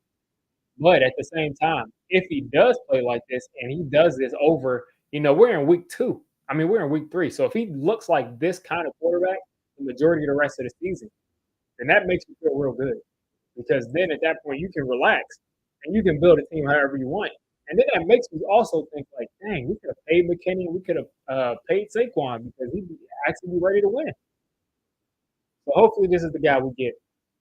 That only makes things easier and better for him. His GPS numbers were low. Yeah, I don't care about his GPS numbers. Marvin Harrison Jr. is he's a dog. And I don't really think his GPS numbers are going to be a problem because you saw how open the dude got. I don't think it'll be an issue. Very happy with how his offensive line has played. Me too. Through 3 weeks, the offensive line is today they've given up some pressure, but at the same time, he's been getting it out, and the Browns have been blitzing too. So it's not been because the offensive line has played bad.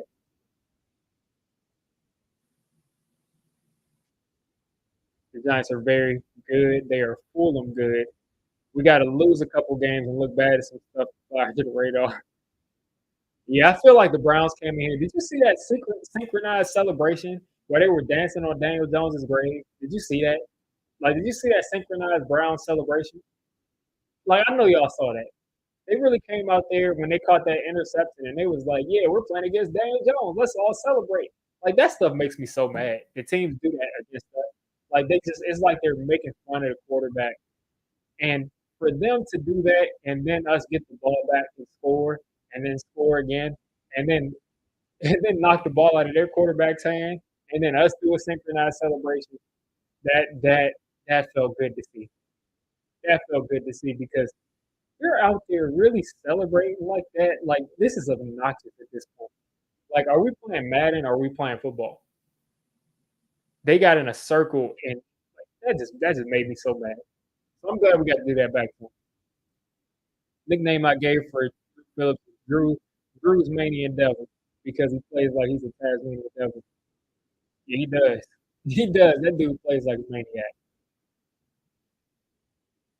Somebody had a nickname that I really that I was like, I gotta save that one.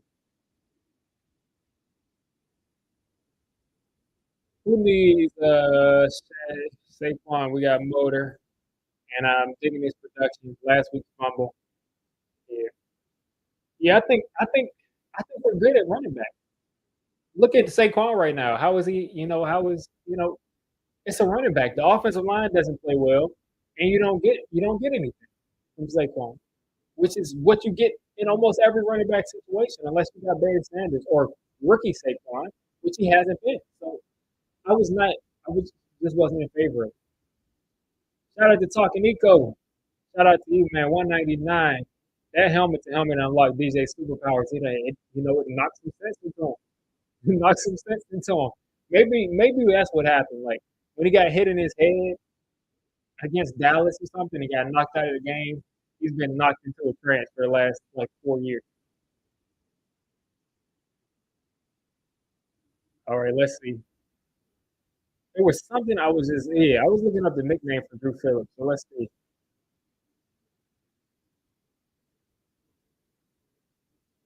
Let's see. Drew Phillips, Drew Phillips, Drew Phillips, Night Train Lane. Yeah, yeah, Night Train Drew, something like that. Because the dude plays like Night Train Lane. Like the dude fits the run like a linebacker. The Barbarian. That's kind of already taken. Let's see. The other nickname was Rambo. I like Rambo a lot for Drew Phillips. Gritty Drew Dauntless Phillips, Drew the Screw, the Wolverine.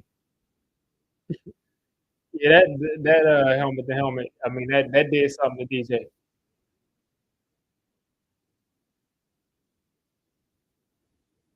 All right, Browns offense out here. Crazy the Browns offense was the first offense to touch the field, but they got the ball in the second half because of that fumble. All right, Deshaun Watson taking a shot, and that's going nowhere. If anything, the closest person that was Cordell Flott.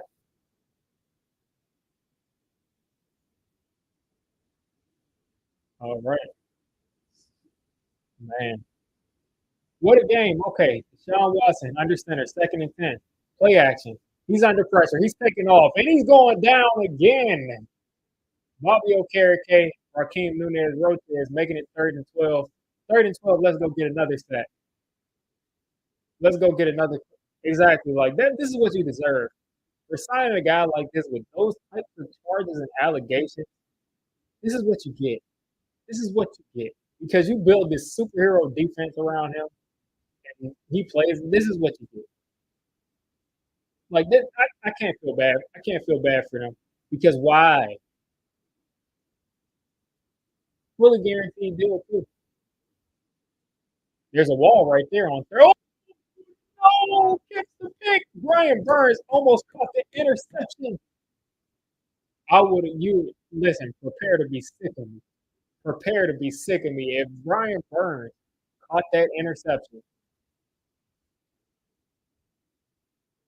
Brian Burns almost caught a pick six. Y'all know Brian Burns is athletic. If he caught that, he would have housed it. He would have housed it. That's crazy. Brian Burns almost caught a pick six. All right, that's a crazy good punt. Smith Marset, listen, just hold on to the ball, get out of bounds. Good job, dude. I don't know why you got on Sterling Shepard's number. You should have gave it to somebody that deserved it. But, yeah.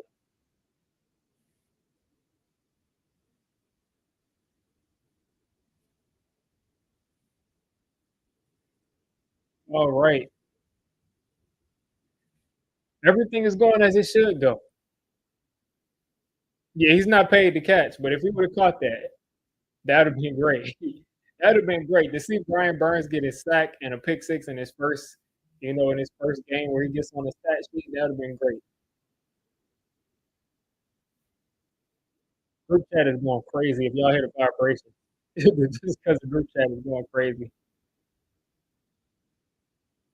But yeah, I mean, this is what you get. Like this is what you get. I mean, like you go out and you get a creepy guy to play quarterback for you. I mean, you get creepy results.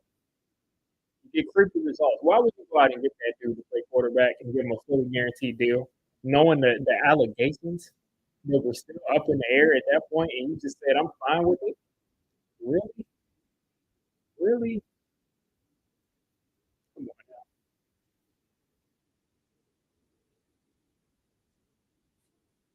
Yeah, Giants playing out of their minds today. We got to keep this type. We like if we can have this type of play. Oh my god, if we can keep this type of play,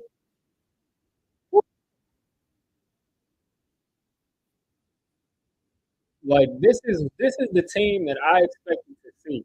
You add Malik Neighbors to this offense, they got an offense. You got Brian Burns on this defensive line. They should get a pass rush. This is what they've done today. The Browns don't have a bad offensive line, and the Browns have a dominant defensive line, and they got good corners. They got good safeties. They got good linebackers. Like this is how we should look every week, and I don't want to see anything different. Now that you show me you can play like this, I don't want to see anything different because I wouldn't necessarily say the Browns are just playing horrible, but I would say that the Giants' defense is playing great. You need Kayvon to get in. Listen, Kayvon is going to give a post game interview today, and they're going to say, is it upsetting that that you went out there and didn't get a sack, even though your teammates did? He's going to say, well, there's a lot in the playing defensive end and edge. I have to hold the edge, and I have to do a lot of things playing defensive end that you all don't really understand. That's what he's going to say. First and 10 for the Giants. Play action. Bellinger wide open. Bellinger catches it in traffic. Papa Bellinger will be happy. Frank Bellinger is somewhere celebrating right now because Daniel Bellinger is the most disrespected guy. Like they drafted the dude, used him, and then just stopped using him. Malik Neighbors open again. He's breaking the tackle. He's got some space, and he's gonna go down after about 4 yards. But almost another party.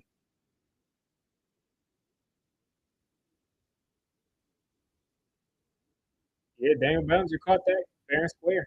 I like to get challenged it anyway.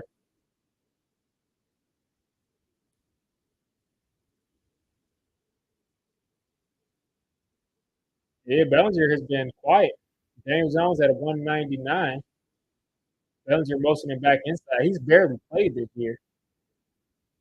Handoff to Singletary. He fumbles the ball. You can't do that, Motor. You can't do that. You cannot do that, Motor. This is your second fumble. We're only 3 weeks into the season. We're only 3 weeks into the season, Singletary. You can't be fumbling. You cannot do that. We're up by 14. We're driving. You cannot fumble. Put two hands on the ball in traffic, man. Why are you holding the ball with one hand in traffic?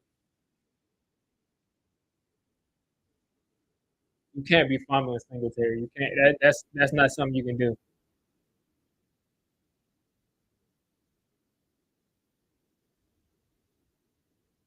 Like that's what I'm saying. Singletary is not a fumbler, and you get to the Giants and you start fumbling. Get them, give them excellent field position. And now Jerome Simpson running the ball, picking up 2 yards. Browns offense still don't look good, but man, why are you giving them? Don't give them anything. Last week it was just a really great play. I can't really say like it was egregious, but this play, man, you gotta put two hands on the ball. When you're this when you're this tight and you got three defenders around you, Gotta have 2 hands on the ball, and that's what I hear the announcers saying too. You gotta put 2 hands on the ball. So 2nd and 8 here. Play action. Deshaun Watson's got all day, and he's gonna throw this away. Yeah, the Browns' offense doesn't look good. I don't know if the coverage is just amazing, but the Browns. Oh, yeah, it's showing all 22 right here. Okay, let's see. No one's open. No one's open there. Well, maybe the over is open, but that's a tough throw.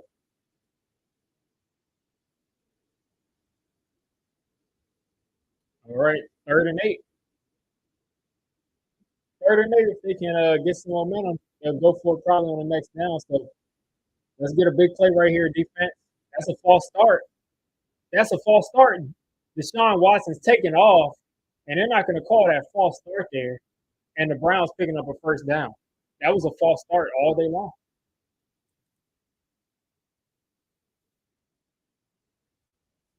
Like, that was a false start. I mean, whatever. All right, 1st and 10 here. The Browns are at the 30. They're in field goal range. Deshaun Watson misses a wide open touchdown to Elijah Moore. Elijah Moore hasn't been able to get a quarterback his entire career. Like, he hasn't been able to get a quarterback his entire career.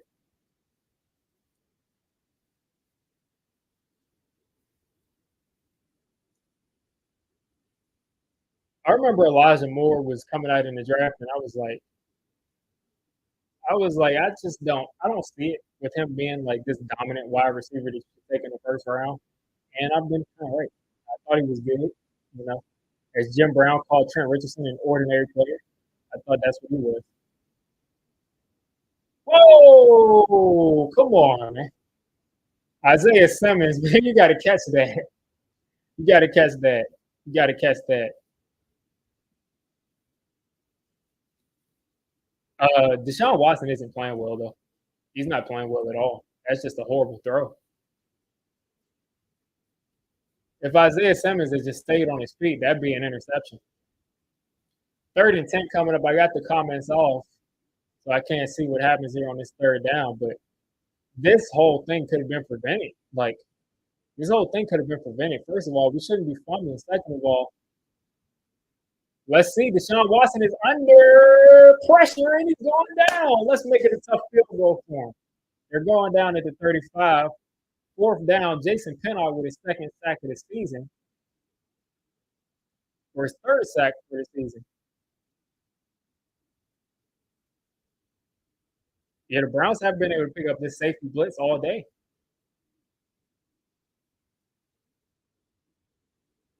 All right. Browns lined up to kick this field goal. Good job again by the Giants defense after this Giants offense set them up after a Singletary fumble. 53 yards here. Let's get a miss. Let's get a miss. Let's go. Giants offense gets the ball right back. Right back.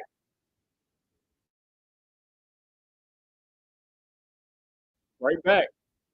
Let's get back to it. Singletary got a hold onto the ball. I'm sure he's happy that no points came out of that. Exactly. That's exactly how you know it's your day. Is it just me or like have field goal kickers just gotten worse like over the last couple of years where like a 53 yarder used to be like automatic. And now these kickers miss these 53 yarders on a regular basis.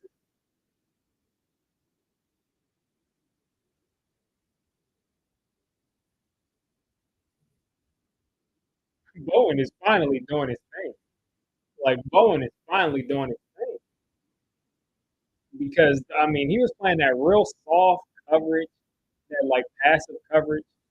And finally, he's sending pressure off the edge. He's been sending Mike McFadden every week, but he's sending a lot of pressure off the edge, and the Browns have no answer for it. Exactly, that's the thing. Like it used to be like if you made a 52 yarder, you were like the top kicker in the NFL, like you were amazing. And then it became like everybody's just making 53 yarders, 52, 53, 52, 53, 56. crazy stuff, 60, 63 yarders. And now it's kind of gone back to like old school where it's like 50 yarders, 50 plus yarders are not, um, they're not automatic. Banks has Cooper in a chokehold. Yeah, I can't wait to look at that. Now, Banks gave up that touchdown, and I think he gave up that catch too after that. But since then, he's had to been playing good coverage because the times where Deshaun has had time, he hasn't gotten the ball to Amari Cooper.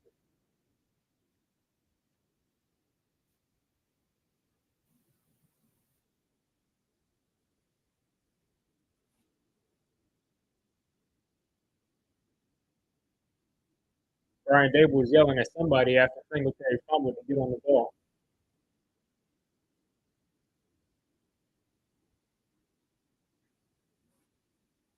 But I mean, this Giants team, I mean, we look like a better football team than the Browns. Like we're stumbling over ourselves, we're fumbling, and we are like making all these things up. Like, let's see. Let's see if we can continue this because, like I said, this Browns defense is legit.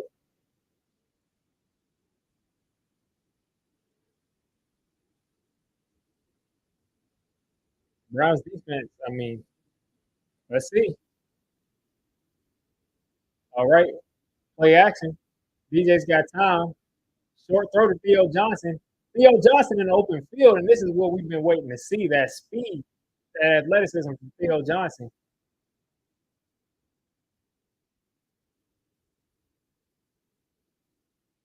He's the perfect kind of tight end to throw that screen to.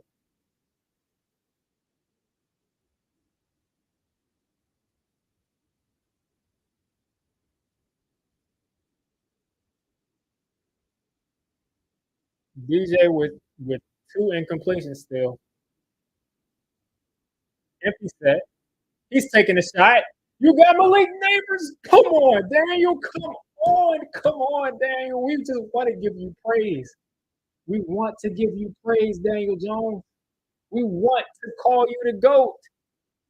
We want to call you the GOAT, Daniel. You got to hit that. You got to hit it. You got to hit it. We want to call you the GOAT, bro. Like, you got to hit that play. Ain't no way you can miss that. All right, let's see. My stream acting crazy. DJ taking another shot. Oh, we got some profanity. We got some profanity over here right there. Got some profanity that we just heard.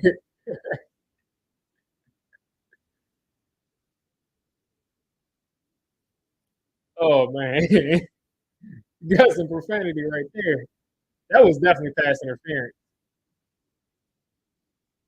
That was definitely pass interference. But we're not, hey, listen, they're like, we can't let neighbors tear us apart like that. 3rd and 10 here for the Giants. Snap the ball. That was a false start all day. False start all day from Andrew Thomas. This makes 3rd and 15.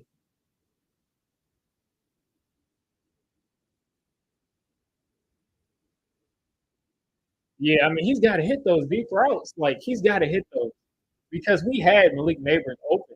Like, at the very least, that's like 1st and goal. At best, it's a walk in touchdown. I don't know where his touch went on these deep balls he used to have.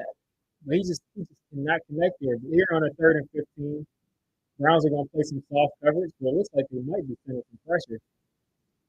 If I were them, I would send some soft coverage because, whoa, DJ got the ball back and he's going to throw it away. Nice job to get that ball and throw it away. And there's a late flag.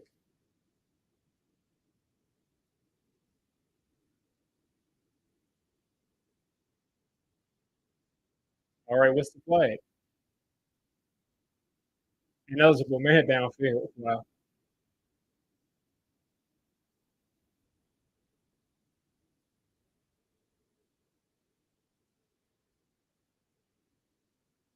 Yeah, you got to hit that throw to neighbors, though.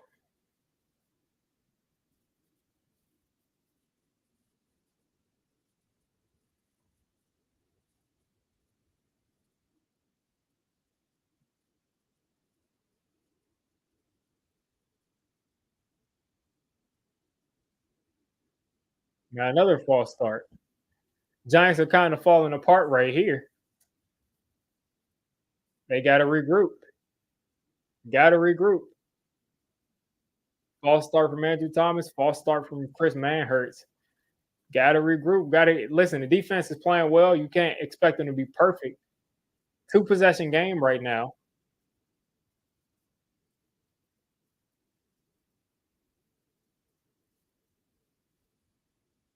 All right, let's see if we can get another nice punt from Jamie Gillen, which we've gotten all day long, and we do. And we got to get him on the ground. Here we go, just inside the 19.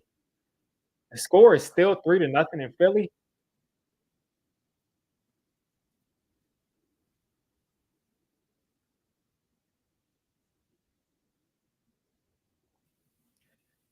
Yeah, I have no idea. I mean, the special teams. Yeah, I mean, Jamie Gillen has been great, but that has nothing to do with the special teams coordinator because we have been not able to cover these punts as well as I would like it.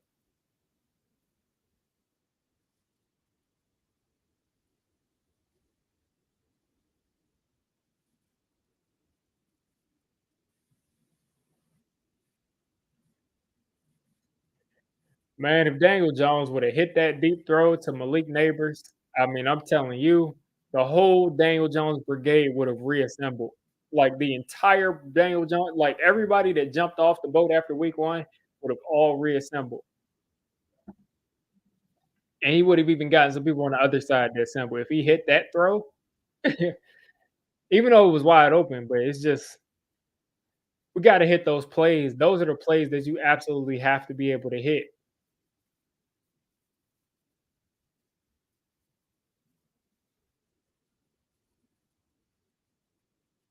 Eagles fans trying to get Nick Sirianni fired. I do like that we're being aggressive too, yeah. Those 2 shots to Malik Neighbors, I can live with that because that was definitely pass interference.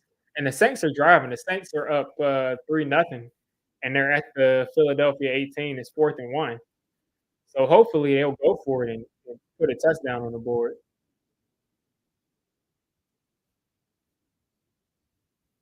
Let's see. Broncos are up 20-7 now. Chargers and Steelers are tied at 10. Packers are up 27-14. Let's see, did they just score a touchdown? Okay, so it's an active 27. Malik Willis has a passing touchdown now. The Vikings up 21-0 over Texas. CJ Stroud must be going through it. CJ Stroud 11 for 19, 102. Wow. The Vikings defense is legit. The Vikings defense is legit. Like they are legit.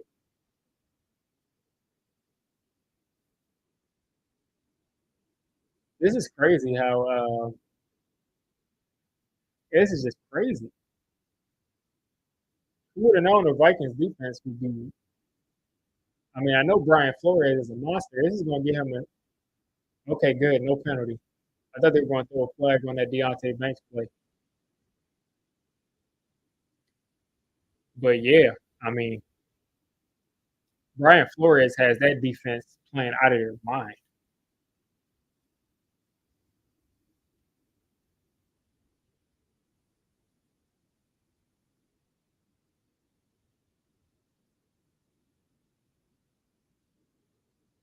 All right, 2nd and 10. All right, come up, make this tackle, make this tackle, make this tackle, get him down. Okay, make it 3rd and 3. Way to hustle, way to hustle, Thibodeau.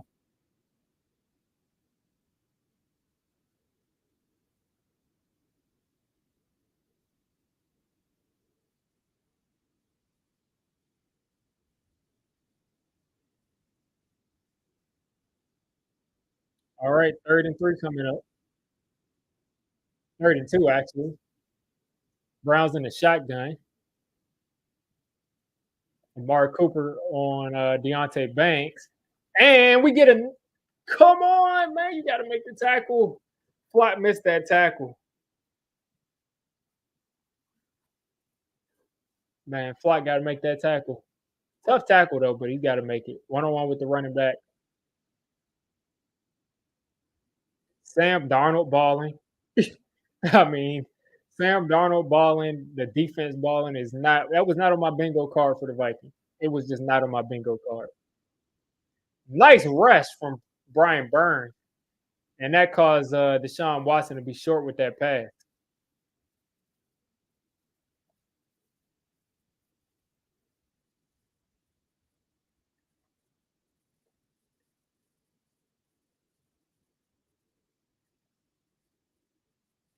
All right. This is where we got to stand up and get some of that momentum back. Offense has kind of been struggling the second half. Defensive line has been getting pressure, and this has been real pressure. Second and 10. Browns in the shotgun. Sean getting that completed to Jerry Judy. They're going to be about a yard short of a first down there.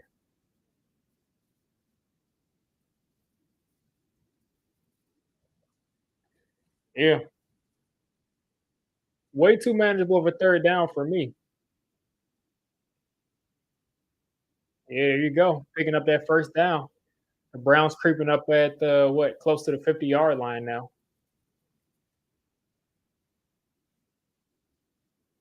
I'm usually watching from VA, but I've been in New York this season, so it's been nice having the games on cable. I know that's right, man. When I was I forgot where I was where I got the game on TV. I mean, I used to live in DC, and it was a lot easier to get Giants game. Most of the time, if the Commanders, Redskins, all right, Thibodeau and Ojolari with the sack. Thibodeau and Ojolari. Yeah, you said it, Kayvon time. And then we get Kayvon with the sack. 7 sacks today by the Giants is crazy.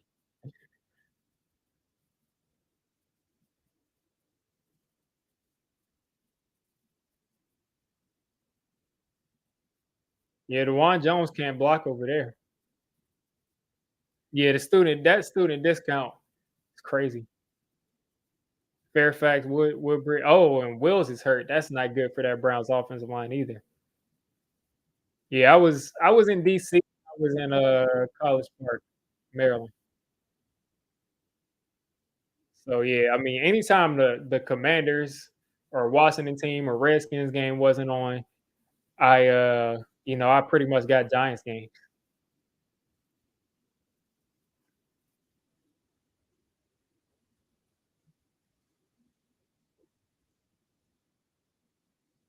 Yeah, I saw that the Saints couldn't convert on 4th and 1 and Eagles territory. They wanted to be aggressive.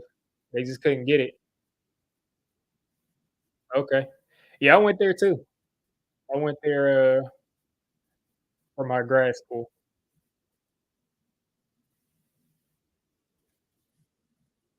Let's see. Yeah. Other scores are pretty much the same. The Bears finally put up 3 points. Yeah, I mean, I don't know about you, Pistol Pete, but most of my friends, I mean, it was about 50-50. It was either Redskins fans or it was Cowboys fans because I mean, people just love the Cowboys in DC. Like I would you would think that DC stood for Dallas Cowboys because like they were all over the place. My dad's a Cowboys fan, and like I said, it may even been more Cowboys fans that I knew than Redskins fans. Especially the generation where like they were watching it mostly in the '90s. It was a ton of Cowboys fans.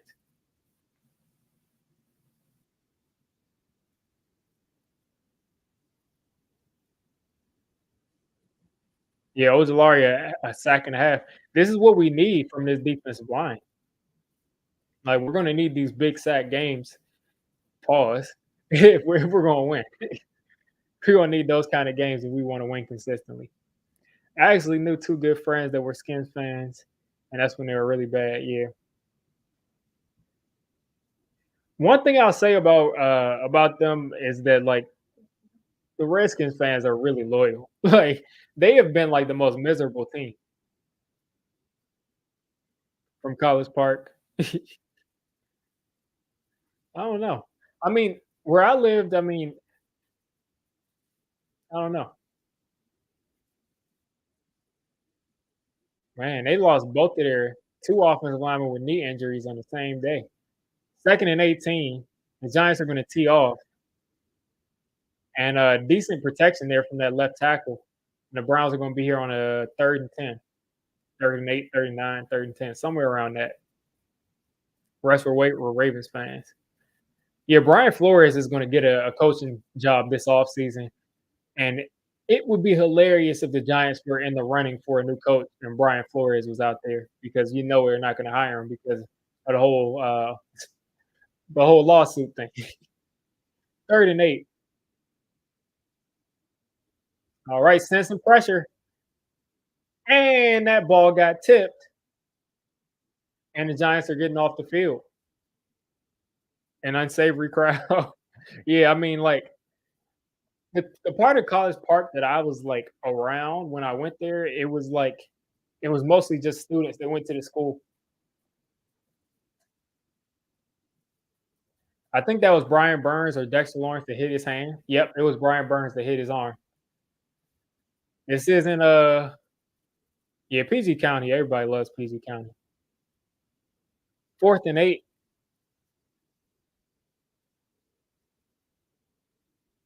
It's not I like PG County. I mean, I'm originally from DC, like I said, but if I had to pick somewhere up there, I would live in PG County. But it's just more expensive than it is down here in Georgia, and it's the weather, man. I don't even know if I want to ever see. I don't know if I ever want to see snow again. So I mean, I don't know if I'll ever go back. I think I just like it here in Georgia, where you can play golf pretty much all year round. You know, you got mild temperature. Like people say, like it's always hot here, but you get pretty mild temperature. It does get hot, but not as bad as like somewhere like Arizona or Texas. Devontae Smith going in the tent. Yeah, it's not a good day today for Eagles fans. Delayed? What happened? Is it like a weather delay? Let's see. Delayed. I don't see anybody. It looks here like they're running the game. Saquon scored a touchdown. That's not fun. Yeah, I must be getting something completely different because right now I'm not seeing. Whoa, Saquon for 65 yards.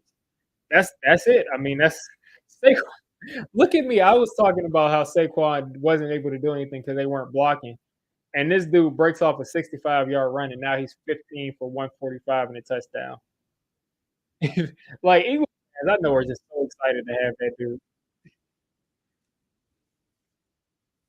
65-yard touchdown from Saquon is crazy. See if I can find it. Brutal shot on Devontae Smith. People hit Devontae Smith like unnecessarily hard because they're like, this dude is too skinny to be playing football. And I think they're offended that he's out there. Let's see. Whoa. Yeah, that dude came from yeah, yeah, that stinks.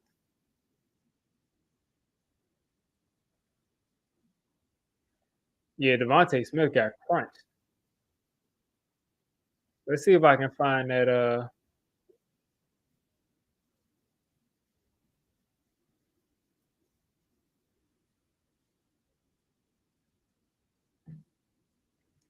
what's going on, Henry? I'm looking up this Saquon play so I can see it on my phone. I just want to see the 65-yard run. And if it was like a wide open hole or he made a move, yeah, it was pretty much a wide open hole and he just accelerated. Meanwhile, our 26 picks up a first down. Yeah, I haven't seen Saquon run that fast since he was a rookie. You got to send him to a Penn State fan here. It's probably a lot. You can probably find a lot of Eagles fans that are Penn State fans. But yeah, Saquon, he ran faster than I've seen him run since he was a rookie because he wasn't running that fast last year.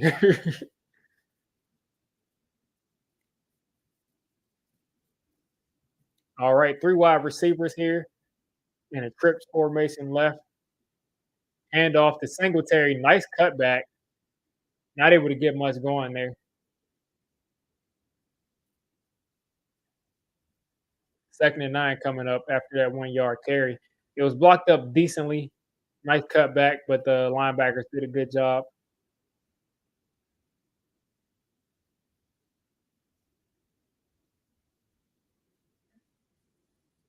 Looks like Malik Neighbors is coming out of the game.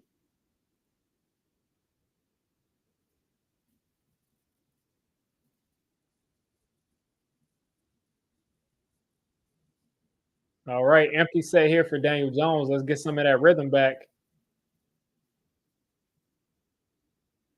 All right, you got Wandell. He's open.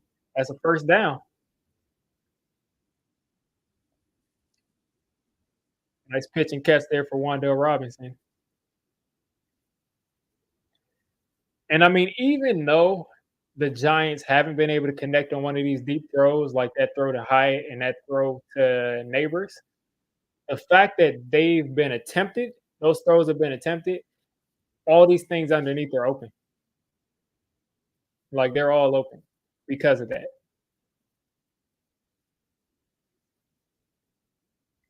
Another handoff to Tracy, who's going to get about 2 yards. The Browns defense has not made it easy to run the ball. Let me click off the chat just in case anything crazy happens. Hopefully the Saints can come back against the Eagles and do something productive.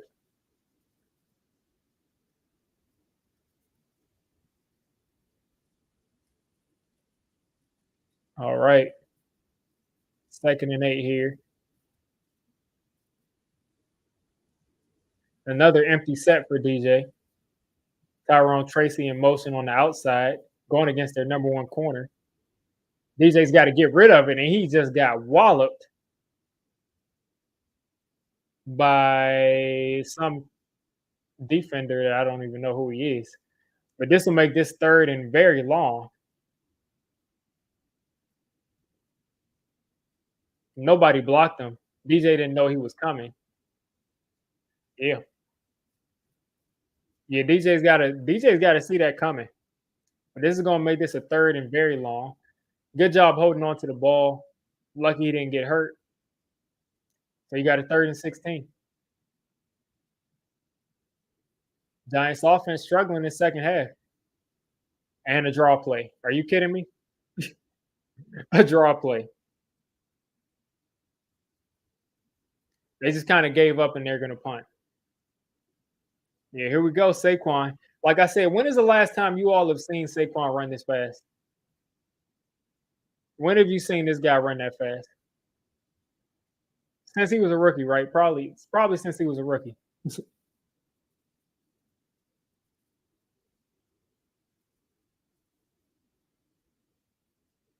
been Wandell Robinson and Malik Neighbors today.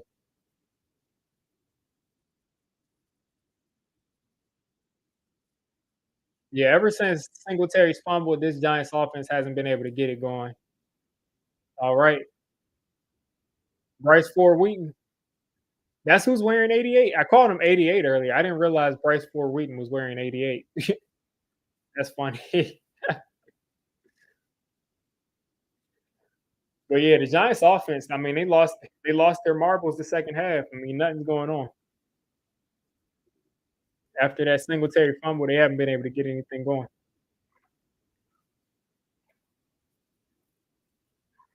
Slayton gets no respect. Yeah, you're right. All right. Cleveland Browns. Shotgun. Draw play. He's got a lot of space. That's Jerome Ford. He's got what looks like a first down.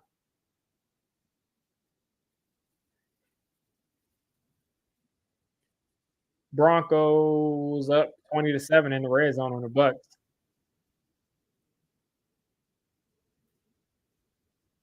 All right. Watson throwing it over that rusher. And there goes Jerome Ford inside the 50. Browns moving the football. I mean, it's about time. I mean, the The Giants offense has got to keep their foot on the gas or else this is gonna happen.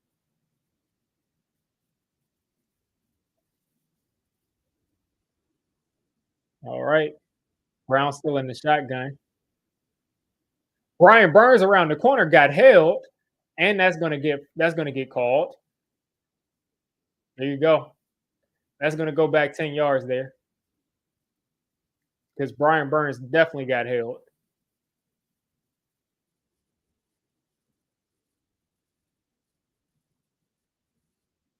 And Brian should win every rep because they have their backup. They got Joel Batoni playing left tackle. It looks like yeah, Joel Batoni's not a left tackle. Brian Burns should win every rep, every single rep.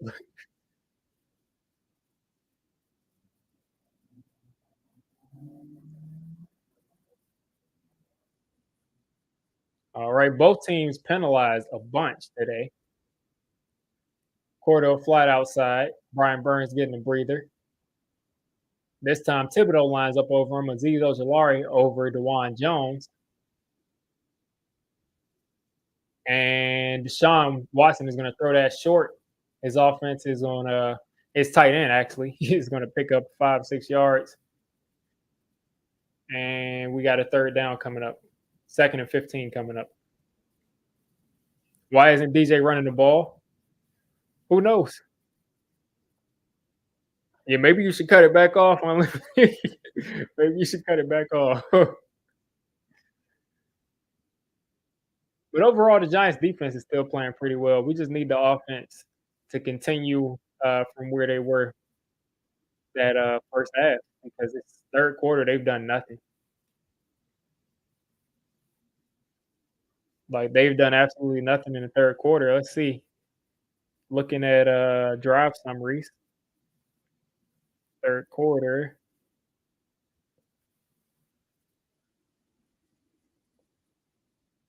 Giants ran 2 plays to start their third quarter drive, fumbled, and they got the ball back. They put together what 4 or 5 plays, and then had to punt, and then another first down, and then 3 and out. So they haven't gone straight 3 and out, but they have not been the same offense. If I had to guess, I would say the Browns are sending less pressure. It's a little bit more difficult to find open guys. That may be what's happening. No, we got to keep our foot on the gas because this is a close game. They score on this drive, this is 14-21. You cannot take your foot off the gas one bit. You got to play it exactly how you played the first half. You didn't watch that one. I remember that game last year. I was like, listen, we're winning this game. We're not losing to Arizona. You're like, no way.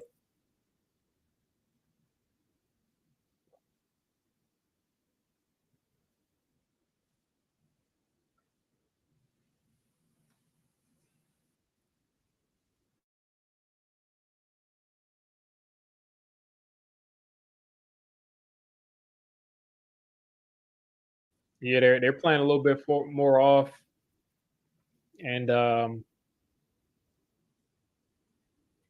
yeah, it's a little bit more difficult to move the ball here. All right, Alvin Kamara. I need fantasy points from him, and I think I got Saquon in one of my fantasy teams too. So cool with that. We get back from the commercial, and the announcer is clearing his throat. All right, Deshaun Watson under pressure again. He's got to go down. 3rd and 15 coming up. They got 3 guys out to injury on their offensive line. The Giants should be able to pin their ears back and come after this offensive line here. Got a lot of guys out of place. I'm going to click off here.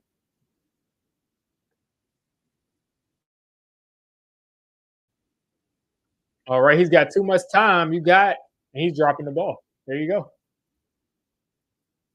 That was too much time for my taste, but at least he dropped the ball, and we'll get the ball back. So I need Daniel Jones and company to go down and score a touchdown. I need Daniel Jones to have his first 3 touchdown game um, since 2019. Please, please, please, please put up 3 touchdowns.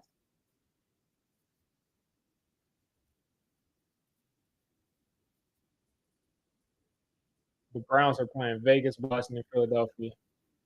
That was a winnable game. All right, Smith Marset with a fair catch. Nice concentration right there. The Giants take 6, 7 minutes off this clock here and score. The game is over. Game's over.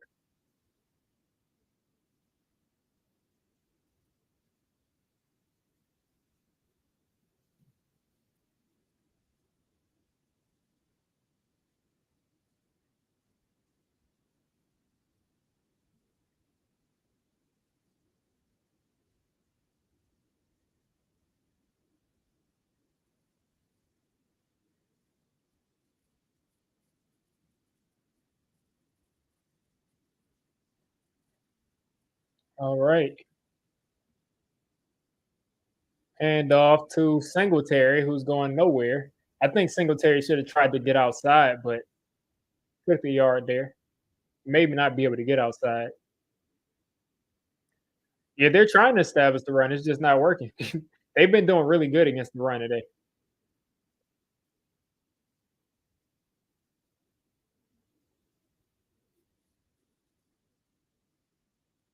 Okay, so Vrabel's is an assistant coach in for the Browns.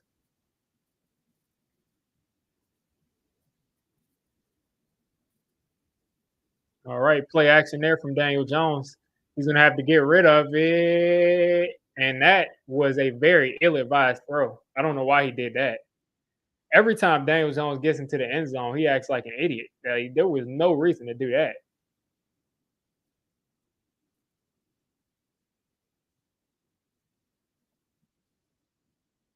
I don't know why he did that.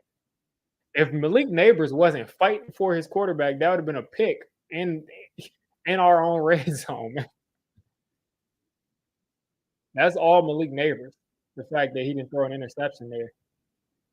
I don't like all of that play action stuff.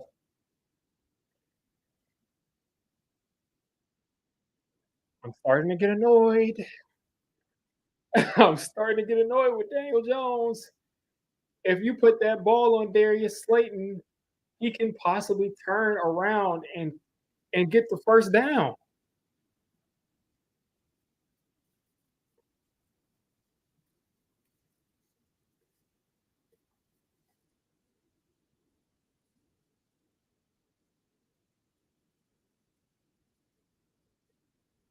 Come on now. All right, we need another banger from Gillen, and we're not going to get one. Come on now.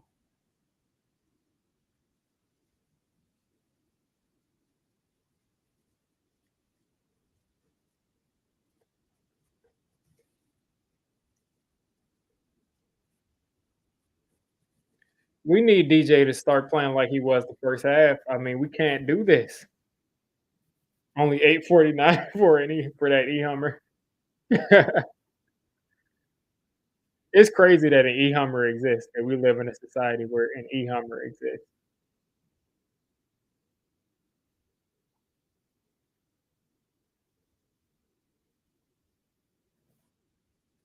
I mean, if we could just get a good full game from Daniel Jones, that would be great.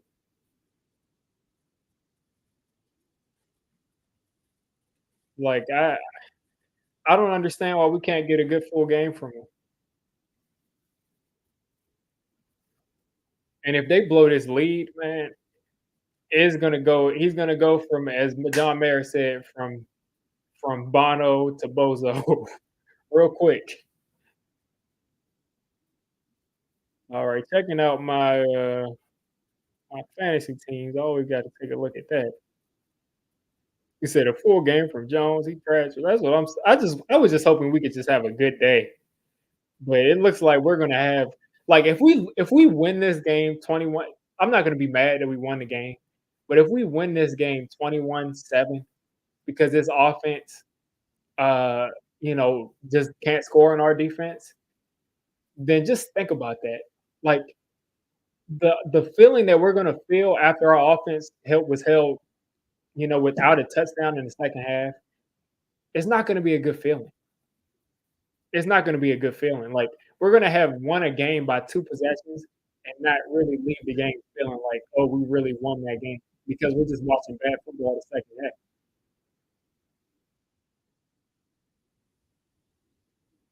Yeah, we gotta make some big plays. And you're right, they made some adjustments. They stopped sending those blitzes, but we gotta adjust back. I mean, DJ's gotta play better. Saquon Barkley with 25 fantasy points. Malik Neighbors with 26. Browns defense. I started the Browns defense this week. That's funny. They got 8 points though. Stephon Diggs on my bench for 13 points.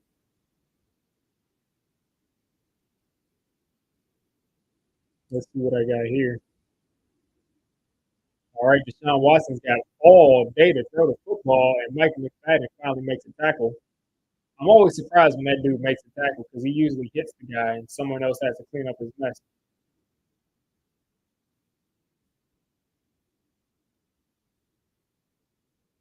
All right, Kamara and Brees Hall doing work for me. Malik Neighbors doing work for me. I got Aaron Jones on my bench, but he has 19 points. Singletary's got 14. All right, Deshaun Watson, shotgun, handoff to Ford, who's going to spin out. Who's going to? Ooh, no, no, no. We cannot allow that.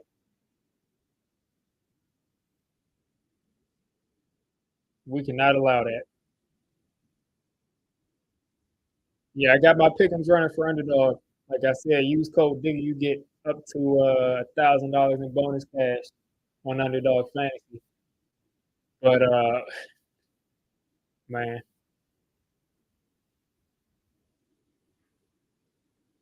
McFadden's hurt right there.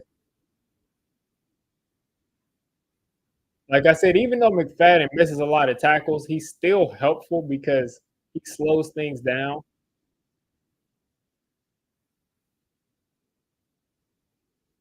Like this dude is like the worst tackling, like important player I've ever seen.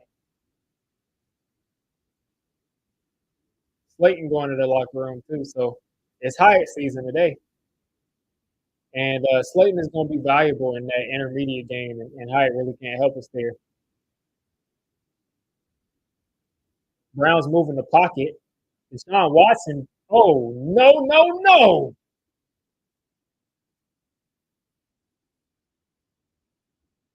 He's looking like 2020, what, 2020 Deshaun Watson?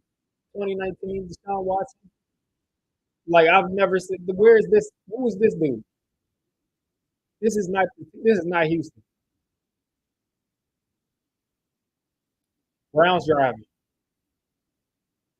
Deshaun feeling confident.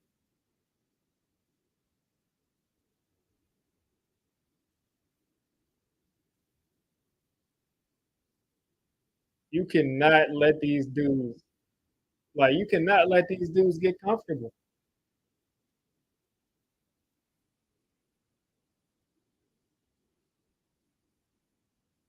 Like, you can't let Massage Boy do this.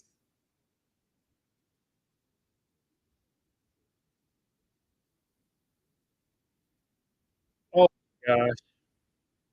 Listen, Daniel Jones, we need you.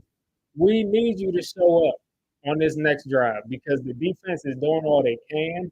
They have played pretty much a flawless game up until this drive. We need you. We need you to put some points on the board because if you blow this lead today, oh my God. And there goes Amari Cooper whooping Deontay Banks wide open.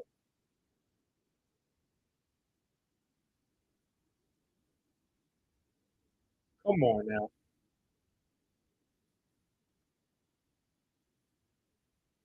How do you have inside leverage and you give that up? Like, he had inside leverage and he got cooked. Like, he was scared for his life against Amari Cooper. Like, he did not know what to do. Brown's going for 2.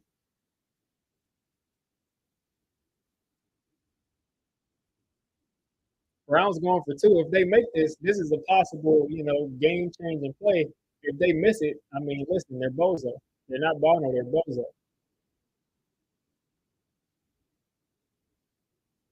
All right, there you go. They made it. So this is a 21-15 game. If they score a touchdown, this is going to be the game-winning touchdown. Banks open 9 to 5. Yeah, we need a night game where banks is closed. That's what I'm saying. Listen. The defense has held them to almost nothing the entire game. You cannot get mad at that first play. You just can't get mad at that first play. So the defense has basically pitched all but a shutout today. Offense got to step up. Offense got to step up. The offense has absolutely got to step up. Yeah, the offense. If that offense came out here and continued to play like they did that first half, you realize this? It would be no game. It wouldn't be a game. They would have been demoralized. The defense would have kept getting sacked. And by the way, the defense did keep getting sacked. Like the defense did keep celebrating. They kept doing their thing. But you keep going 3-and-out. The whole second half, the defense starts to get tired. Defense, I mean, it's a give and take on both sides. Bears are in the red zone against the Colts. They're down 14-3. I'm just hoping that has Caleb Williams thrown a touchdown this year? Hopefully he can score a touchdown. 2022, Danny would drive this for a field goal. Yeah. This made me feel like the 2021 Eagles game. Listen, being up 21-7, the way we were, and the way we ended that first half, we had no business losing this game. Absolutely no business. With them not having starting tackles in the game and them moving the pocket the way that they are, like because they're scared of our defensive line, we got no business losing this game.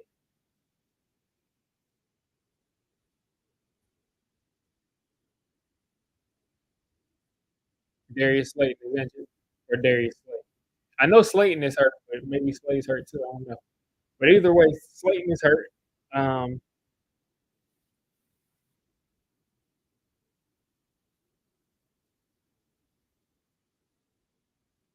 why is Dane Belton covering Jerry Jeudy 1-on-1?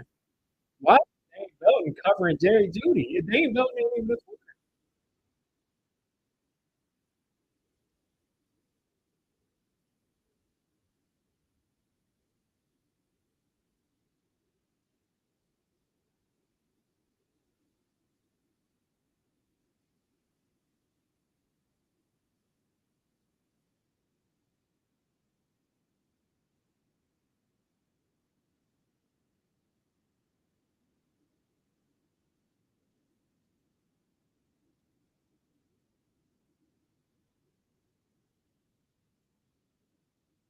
52 yards second half. 52 yards in the second half for the Giants.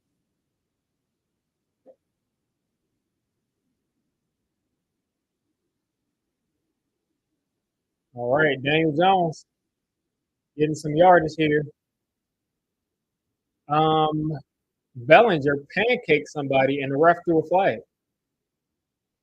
Bellinger pancaked somebody and the ref threw a flag.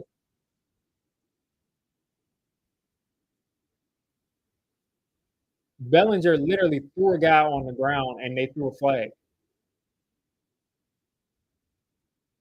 Oh no, he's holding. Listen, I'm not like he's holding. He's holding. My bad. He was holding. 100%. He was holding. He's got the whole jersey, the whole shoulder pad, he's holding. I'm not gonna lie to you, he was holding. From what I saw, it looked like yeah, he was holding.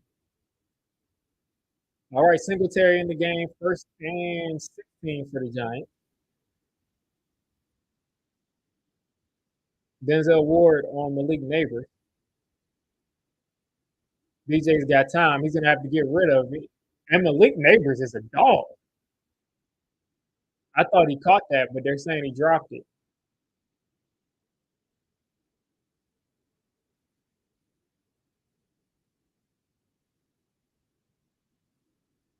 Denzel Ward is a dog, man.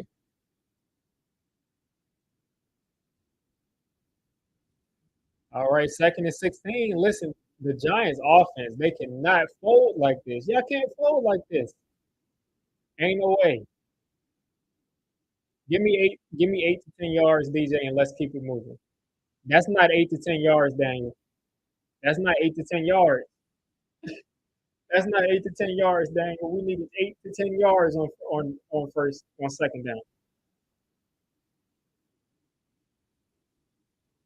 This Browns defense is too good to let them get confident. 3rd and 12, stadium going crazy. 2 high safeties.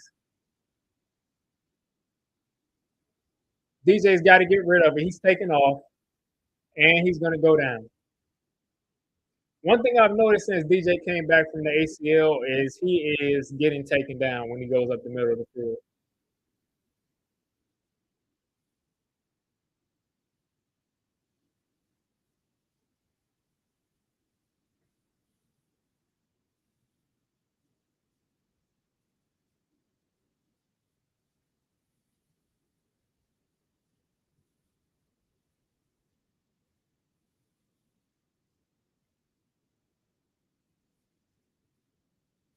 Myles Garrett is hurt. Not necessarily good for the Browns. Not good for the NFL.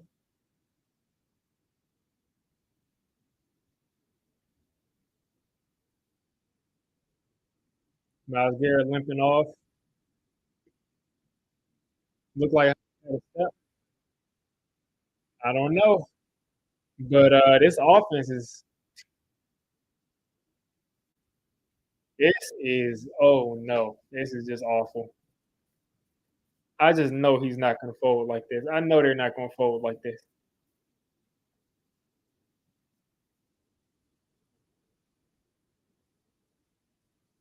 Another good punt from Gillen, and that's gonna go in the end zone.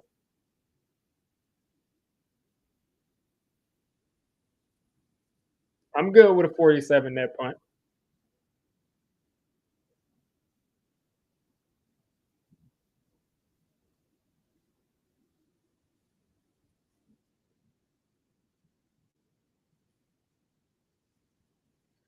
All right, defense got to step up. I mean, they have to win us this game at this point, and I got to update the score.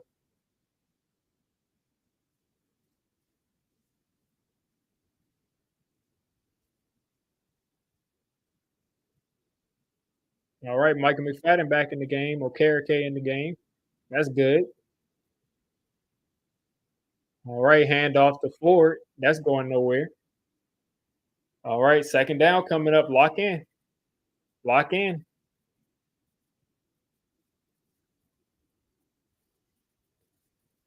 Lock in. 2nd and 9. Listen, we cannot afford to give this lead up. I can't do it. I won't do it. I can't do it. Can't afford to give this lead up. 2nd and 9 coming up.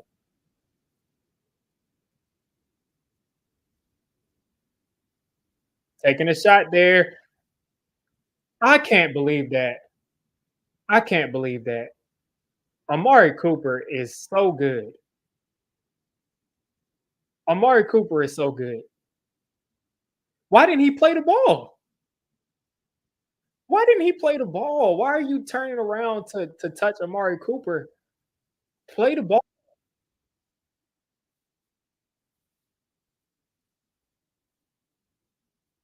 Play the ball, man.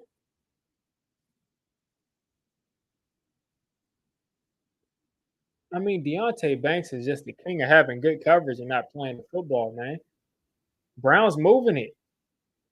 Going back to Amari Cooper, he's hot. Like going back to Amari Cooper, you why not?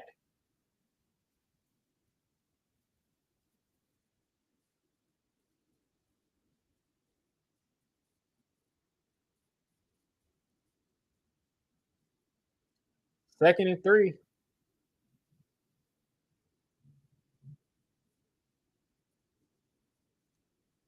Hand off to Ford. Ford picking up a first down. The Browns offense is unstoppable now. They're unstoppable now.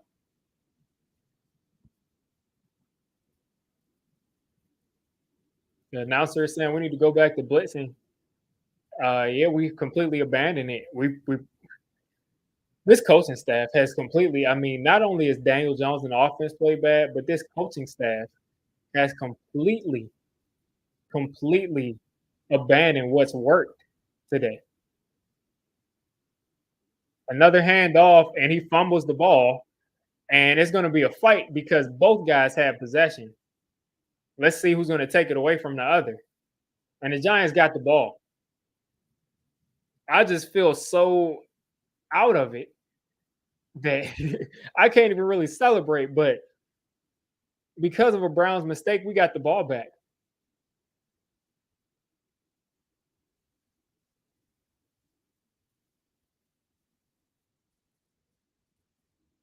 I have no idea how that happened, but I'll take it. Aziz Ojolari got in there and snatched the ball from him because he initially had this ball. Like he got on the ball, but Aziz just went in there and got it from him. This is exactly the type of football that bad teams play that just helps the other team out. Like the Browns had no business giving that ball up. Yeah, the running back should have had it, but Aziz just took it from him. Giants got the ball at the 40 something. Be aggressive. Listen, I don't want you to because with Daniel Jones being not aggressive causes turnovers. Be aggressive. There you go. Right across the middle. Neighbors on the slant. There we go. Field goal wins it, definitely. Field goal wins it.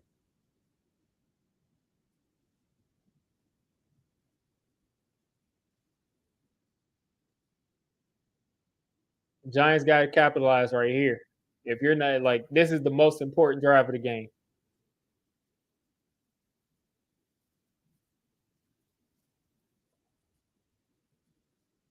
2nd and 2 coming up in the shotgun. Bellinger in the backfield. Slayton motioning in. I don't understand why we keep lead blocking with our wide receivers. We keep motioning our wide receivers in, but it worked that time.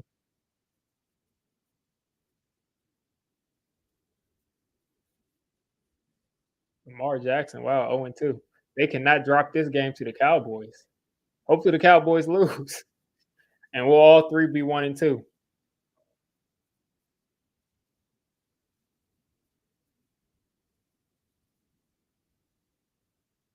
All right, Giants just at 300 yards today. Saints up on the Eagles 12-7, a minute and 57 seconds left. Malik Neighbors is 1-on-1. Giants just get the ball off, and DJ under pressure isn't able to get it to Malik. Yeah, Neil is done. Neil is done. And that's what I'm saying. Most bad football teams are more talented than what they play, but they just find ways to beat themselves. JOK 100% forced that incompletion because an accurate throw right there to Neighbors. I mean, you get about a 20-something yard play.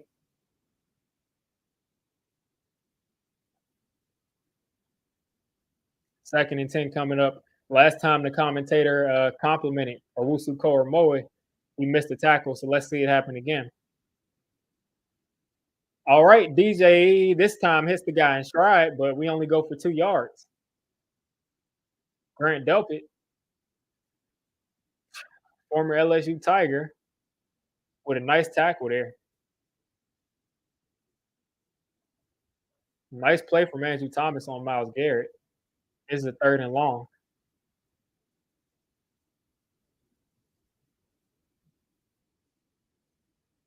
Third and 8, crucial third down. Biggest third down of the game today with 5 minutes left. 5.5 minutes left. There we know the pass is just off target. It's just off target on Wandale. It's the little things like that playing quarterback that make you a good quarterback versus an okay quarterback. And the ball is too far out in the open. Ball's too far out. Or Wandale Robinson is too far. Oh, that's just a drop. He probably should have caught that. I mean, Wandale, listen, if Wandale is going to be that small, he's got to be able to. He got to be able to catch that.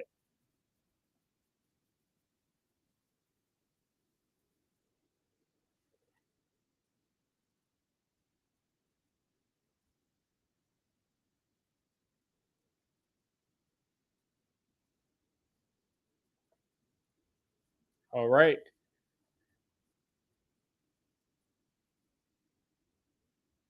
Gillen with another punt. We need one inside the 10.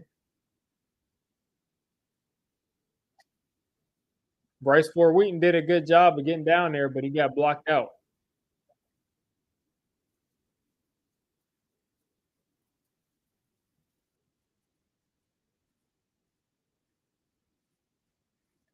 All right now. Yeah, Vilma 100% jinxed us. 5:19 left to go. The Browns got to go 80 yards.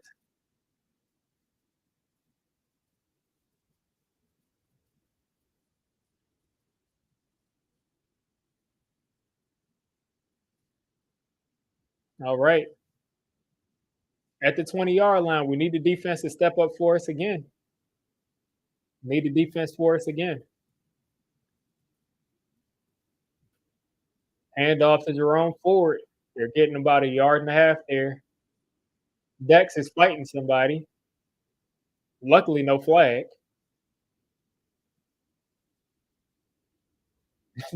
I mean, that kind of scary. That's kind of scary. But have Dex like throwing you around like that's kind of crazy.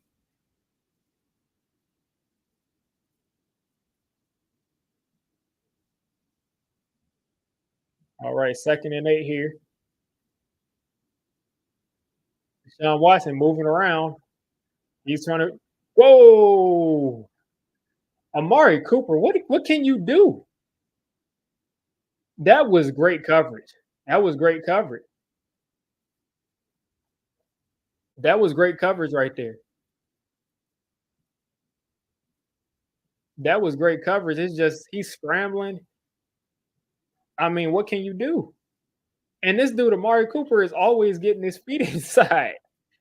I mean, 3rd and 1 here for Jameis Winston, and he got laid out. Yeah, that's a big play right there. They're in their own territory with 4:30 left. The Browns are probably going to go for it. Let's see. Tried to pick up that first down. Jameis Winston is their quarterback sneak guru, and he couldn't get it.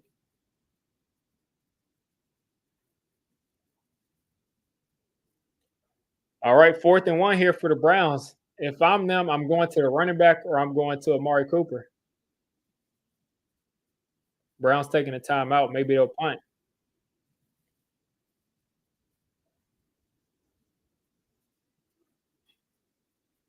I hope they punt because I want this offense to leave with a good taste. I want to have left this game feeling like, okay, my offense is fun to watch.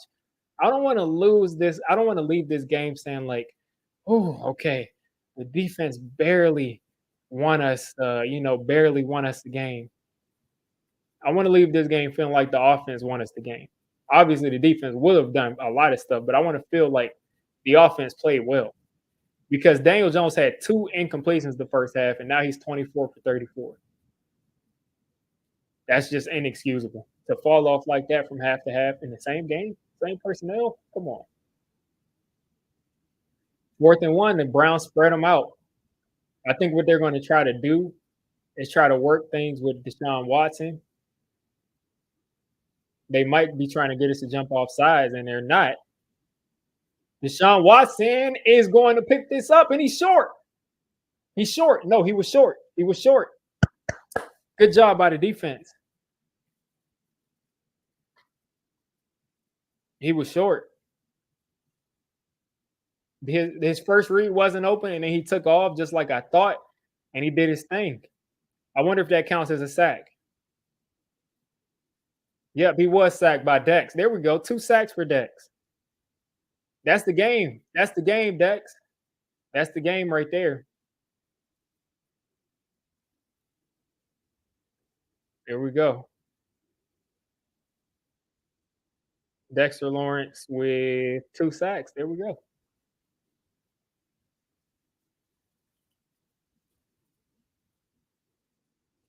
All right. Giants going to try to run this ball out.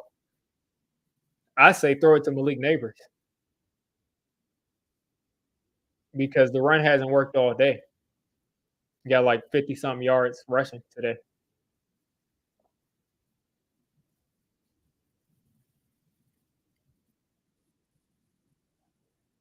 I can't wait to look at this tape to see Malik Neighbors against Denzel Ward to see what he was doing.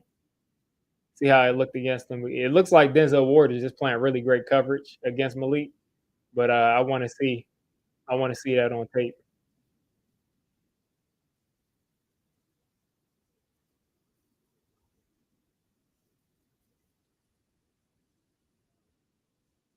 Dex on the sideline, keeping the legs warm. All right, 2nd and 10. Giants are going to go back to the run, make them use those timeouts. Singletary to the outside, and he's going to lose like 5 yards. We can't be going backwards. We can't be going backwards here. 3rd and 14, the Browns used their last timeout. I don't like this because I feel like you should go to what works. Like I feel like you should go to what works and what's worked this entire time. And yes, they had to use their timeout, but at the same time, if they'll have like 2-3 minutes to score, and if they do score, you have absolutely no shot to try to come back and kick a field goal to win. You don't have any shot.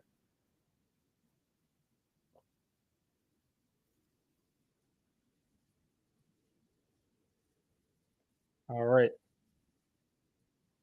3rd and 14, another handoff to Singletary, who's cutting back, and the Giants inside the 30 are going to line up for a field goal, try to ice this game.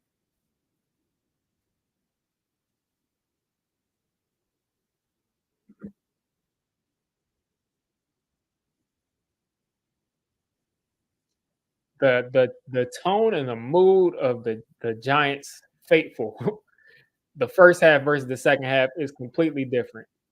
This should be the game winning field goal, but again, I did not want to leave this game feeling like, let's see, let's get quiet. Greg Joseph misses it. And this is why you stick to what works. This is why you stick to what works and you throw the ball. This is why you stick to what works and you get the ball in your playmakers' hands because this can happen. Now the Browns have 3 minutes. They have 3 minutes. They have 3 minutes to score. And if they score, they're going to tie us. With an extra point, they'll win, and we won't have an answer for it.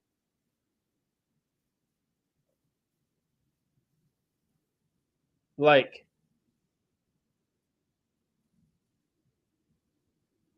we did not try to get the ball to our playmakers one time. They've shut down the run the entire day, and that's what happened. All right, we got to come get the Browns. We got to come get them. All right, Cooper for 8 yards. Shout out to Talking Nico for the 199. Why not use Neighbors as an extension of the run? Why not get the ball to Neighbors in general? I mean, Deshaun Watson with that late throw, Banks almost sealed the game with a pick six. He almost got there. Quick 3rd and 5 here for the Browns. 4 down territory, of course.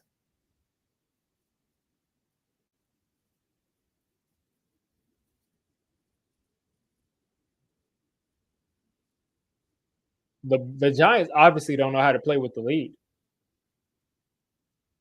Way too much time here for Deshaun Watson, who's firing it, and it's just off target. And Amari Cooper's hurt. Looks like he got some kind of a concussion or a shoulder injury, but Amari Cooper's down hurt.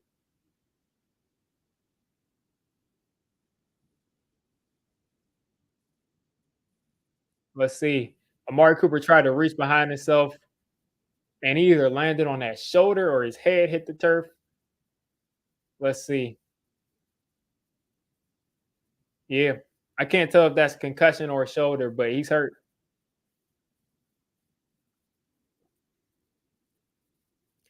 Amari Cooper, 12 catches. 12 targets, 7 catches, 86 yards, touchdowns. Finally had his big game today, but he's not going to be on the field for this 4th and 5. He's going to have to go into the concussion tent, or no matter what, he can't be on the field this 4th down.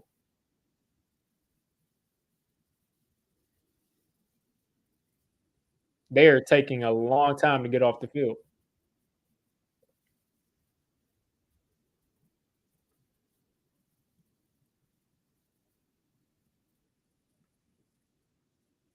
Amari Cooper is sick that he can't be on the field.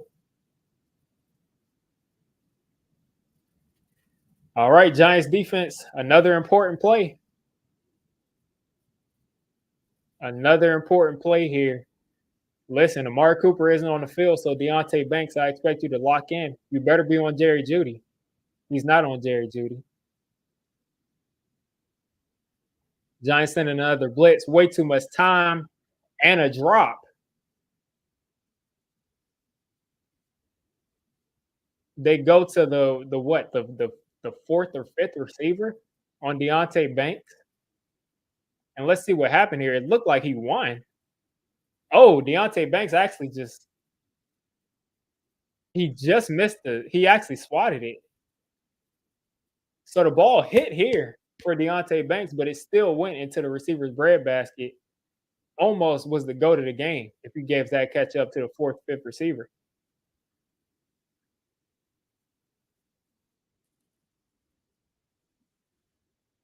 All right.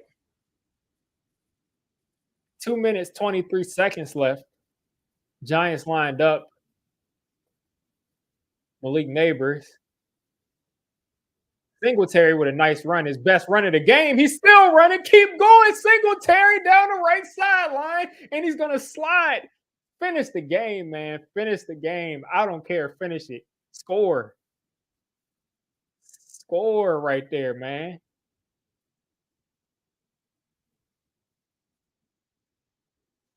Score.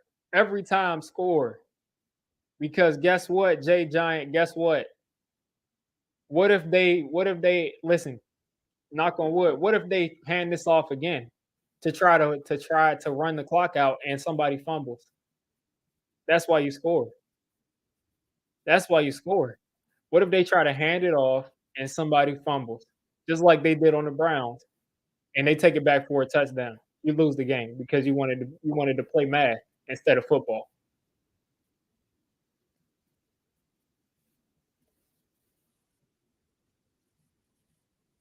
Listen, do you put it past Daniel Jones to fumble on a kneel? Listen, score, man. I got Singletary on my fantasy team. Do you put it past those dudes to fumble on the kneel?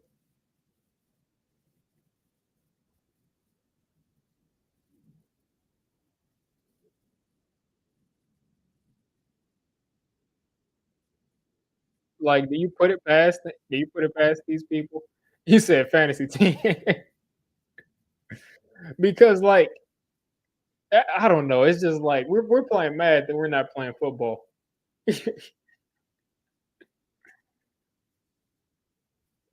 Let's see. Let's see why you're saying that. I think I'm gonna lose this underdog.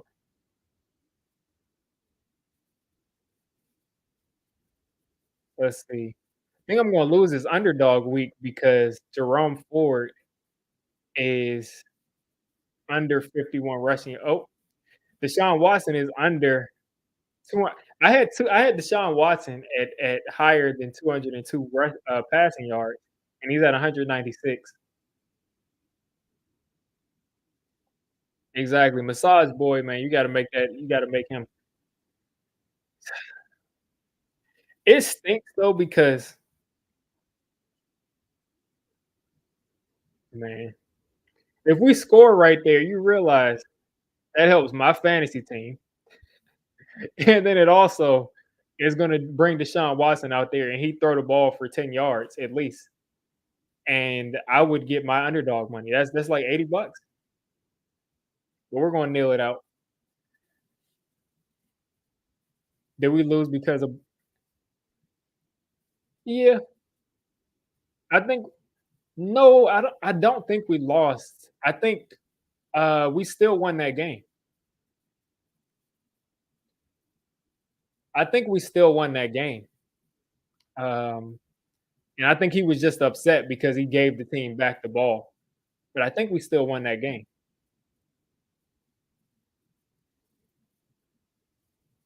That slide from Singletary though was like the worst slide that I've ever seen. Like he almost tore his quad and everything else.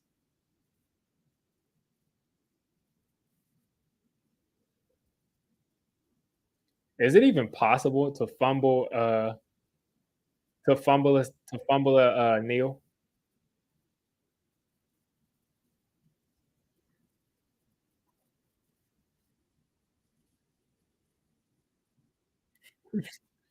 Sam Darnold leads the league in touchdowns. I mean, I know it's possible, but I'm just saying I can't recall ever seeing that happen. Take a look at this though. Sam Darnold leads the league in touchdowns. Sam Darnold.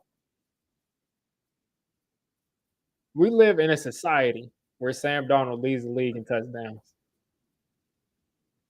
And that's ball game, people. That's ball game. The Giants offense looked amazing the first half. Not so good the second half. Um, I think I'll go ahead and hit post game record. I'll go ahead and hit that.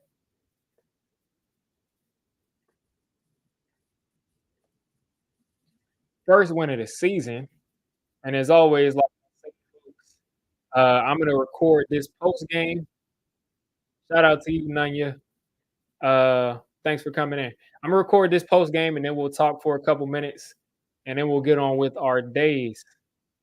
So, what's going on YouTube? The Giants got their first win of the season. I I don't know. I have kind of mixed feelings about this win. I'm pumped up because we got our first win, and that's what we watch it for. That's what we watch it for. But the way that we made this game more difficult, and I'm looking at this screen and I'm disgusted. Why are the Eagles winning? Why did the Eagles have? So why is Saquon Barkley on my screen?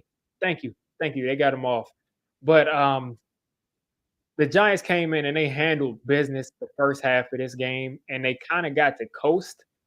And that's kind of what makes me sick is that they coasted this whole second half. But just pulling up some stats, I don't have the first half stats in front of me, but at one point, Daniel Jones had only thrown two incompletions and he had two touchdowns. I mean, completely started this game off balling. He ended up 24 for 34, 236, and two touchdowns. Neighbors, 12 targets, 8 catches, 78 yards, and two touchdowns. Wandale, 8 targets, 7 catches, 61 yards. Singletary had a nice game receiving, 43 yards receiving, 65 yards rushing for Singletary, and the bulk of it was on that last run that iced the game pretty much for the Giants. So had a 43-yard carry to ice this game. But overall, I mean, I guess the Giants got over 100 yards today rushing, but it was not easy. The defense. Let's roll off this defense And I got this NFL Plus music playing in my ear. It's getting annoying. But let's roll off what we saw from the defense today. Let's start off with the sacks. Bobby Okereke, half a sack. Jason Pinnock, 1 sack. Micah McFadden, half a sack. Raheem Nunez Roches, half a sack. Dexter Lawrence, 2 sacks. Kayvon Thibodeau, half a sack. Elijah Chapman, sack. Brian Burns got a sack. Azeez Ojulari got a sack. And also, Brian Burns had 2 pass deflections and a forced fumble. Let's take a look at it. We had 8 sacks as a team. We forced 2 turnovers. We had, let's see, we only gave up 16 first downs, 69 rushing yards, and only 217 total yards. Time of possession, we won by what? Let's see, 7 minutes, 33 minutes to their 26. Let's see what else we got here. Deshaun Watson today had an 89 quarterback rate and a pretty much a flawless second half, if you ask me. 196 yards passing, though 2 touchdowns, all in the second half. But the Giants defense for the majority of this game showed up. They gave up that 1 touchdown drive and they gave up a 2-point conversion. But pretty much when you take a look at this, the Giants defense played lights out football. I mean, they really gave up 8 points, if you ask me. That first play of the game, Eric Gray fumbles. Deontay Banks gives up a 30-yard touchdown to Amari Cooper. And it was just off to the races at that point. We were thinking, okay, same old Giants. They're going to blow us out. It's going to be horrible. It's going to be another awful game as a Giants fan. But no, they immediately turned it around after that touchdown drive. After that touchdown play, and they did not really give anything up. I think they had like 50 yards or something in the first half, something like really ridiculous. And then the second half, the defense, they started to kind of fold a little bit. The offense kept going 3 and out. And Deontay Banks, one-on-one against Amari Cooper, he had his hands full. And I think I'll probably make a film session on that because Deontay Banks could not handle Amari Cooper, especially on that slant at the goal line. He had inside leverage, and he still allowed Amari Cooper to get inside on that slant route. On the sideline, Amari Cooper came down. First off, Amari Cooper is one of the most underrated wide receivers in the NFL. The fact that this guy, how many times a day did we see him get 2 feet down when it made no sense that he should have had 2 feet down? But that's really what got them back into this game is Amari Cooper just playing out of his mind. But the defense as a whole, really great job defense. Shane Bowen, he was somebody that was really not well liked here. And he probably still isn't well liked because of what happened in the second half, which, you got to be a little bit more aggressive. He went away from the blitzing. And when he went back to the blitzing, guess what? The Browns stopped scoring. They stopped having big plays. But he went away from that. But in that first half, he played really great defense, called a really great defensive plan. And then Brian Dable on the other side, same thing in the first half. Now, Brian Dable went kind of conservative in that second half. Not only did Brian Dable go conservative, but Daniel Jones also started missing people. Missed Malik Neighbors on a deep play. Missed Hyatt earlier on in a big play. But in the second half, missed Malik Neighbors on that, what I think would have been a touchdown throw. Singletary fumbles. Then you got Daniel Jones missing Slayton on a throw where if he puts the ball where it's supposed to be, Slayton is going to catch that and run for a first down. So we just had some execution issues and some coaching issues, what I think, in that second half. But let's go to the first half. Let's live in the fun part of things. Malik Neighbors, this dude, Malik Neighbors, is going to be a problem in the NFL. Malik Neighbors went out there in this first half and lit everything on fire. He went out there and he could not be covered. He could not be covered. The first touchdown gets both feet down on the second touchdown to the outside. The first touchdown was when he got 2 feet down. The second touchdown was pretty much wide open across the middle of the field. And they had to throw Denzel Ward on him. I have no idea why Denzel Ward wasn't on this dude following him the whole game, but he started. After that first half, they said, listen, we got to throw our all-pro corner. I think he's an all-pro. over on Malik Neighbors because if not, he's gonna have another 10 catch, 127-yard game. And he still managed to put up 2 touchdowns in that first half before they sent Denzel Ward over there. And he had like 2, 3 catches after Denzel got on him. But Malik Neighbors is going to be a star. We all know this. He's going to have to look at the tape to see how he can play better against these all pro, all world level corners. But, not a bad day at the office. 70 something yards, 2 touchdowns. Not anything bad to write home about. Looking at what else have we not covered? We got a mess at kicker still. Missed what should have been the game winning field goal. Barely made a couple of these extra points. On the punts, Jamie Gillen was punting just beautiful punts. We just couldn't get down there in time. So we had some missed tackles there on some really nice Jamie Gillen punts. So we got to clean that up. And taking a look at this game as a whole, if I had to summarize it, I would say that Daniel Jones looked like a guy that if he played like how he did that first half, the entirety of this game and the entirety of this season, then we don't have a problem at quarterback. We can just continue with that. But he still has some more of those issues. The accuracy issues came back in the second half once the Browns adjusted and said, we're not going to send those blitzes and allow him to make these good decisions. He was making great decisions and throwing accurate passes in these checkdowns against the blitz. But once they came out of that blitz and they started playing that zone coverage and playing off of people, we saw some of the same issues we saw week one, which is Daniel Jones struggling to read things, Daniel Jones getting a little skittish with his feet, and Daniel Jones being inaccurate. So he's got to fix this issue against zone coverage, or teams are just going to zone it up against us, and he's going to have issues completing passes because, again, it was at like 170-something yards first half, and then 236 to finish the game. So what is that, 60-second half yards compared to what he did in that first half is unacceptable. So he's going to have to get better against his zone defense. But if he can play like that quarterback that he played, like in the first half, we don't have an issue at quarterback. Singletary, I'm not worried about. He ended up doing what good running backs are supposed to do, which is you get bottled up the whole game. At the end of the game, start breaking off those long runs. That's what he did. I think I pretty much covered everything. We got another little sneak peek of Theo Johnson. Should have had a touchdown today. Had a nice screenplay today. So we'll see. We'll keep trying to work him into the offense. And good win. First win of the season. First win of the season. Always feels great. I am not going to come out here. You're never going to see me come out here saying that the Giants need to lose football games in week 3. Do we probably need to replace Daniel Jones down the road? Probably. You're still not going to see me come out and say, I want the Giants to lose and throw a fit when the Giants win a football game. Good win. Happy we won. We're second place in the division, most likely, unless Washington goes out and wins. We're second place in the division. Dallas lost.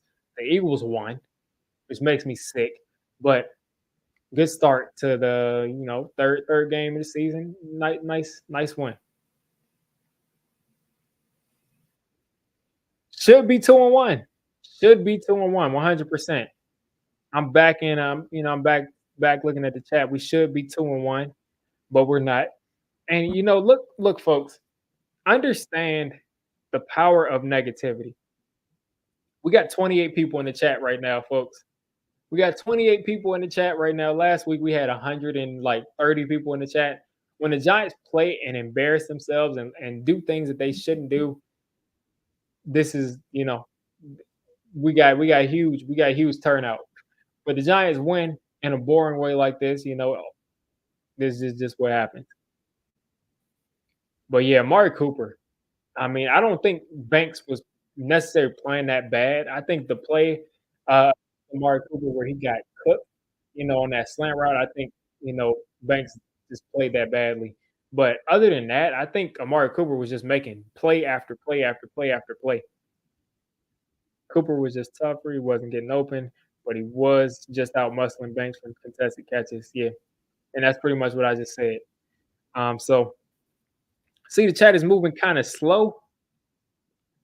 I'm not sure if my thing is glitching, but looks like we're moving kind of slow. I am going to jump out of here and get something to eat, get this video uploaded, and get things started for this week. We should have some nice tape to look at. We should be able to take a look at Deontay Banks. I want to see how he looked on a snap in, snap out basis. I want to take a look at how Malik Neighbors looked against Denzel Ward. And I probably want to take a look at that defensive line. They came to play. They came to play 8 sacks today. Always makes me happy. But I'm going to go ahead and get out of here. Good win. Always great to get a win.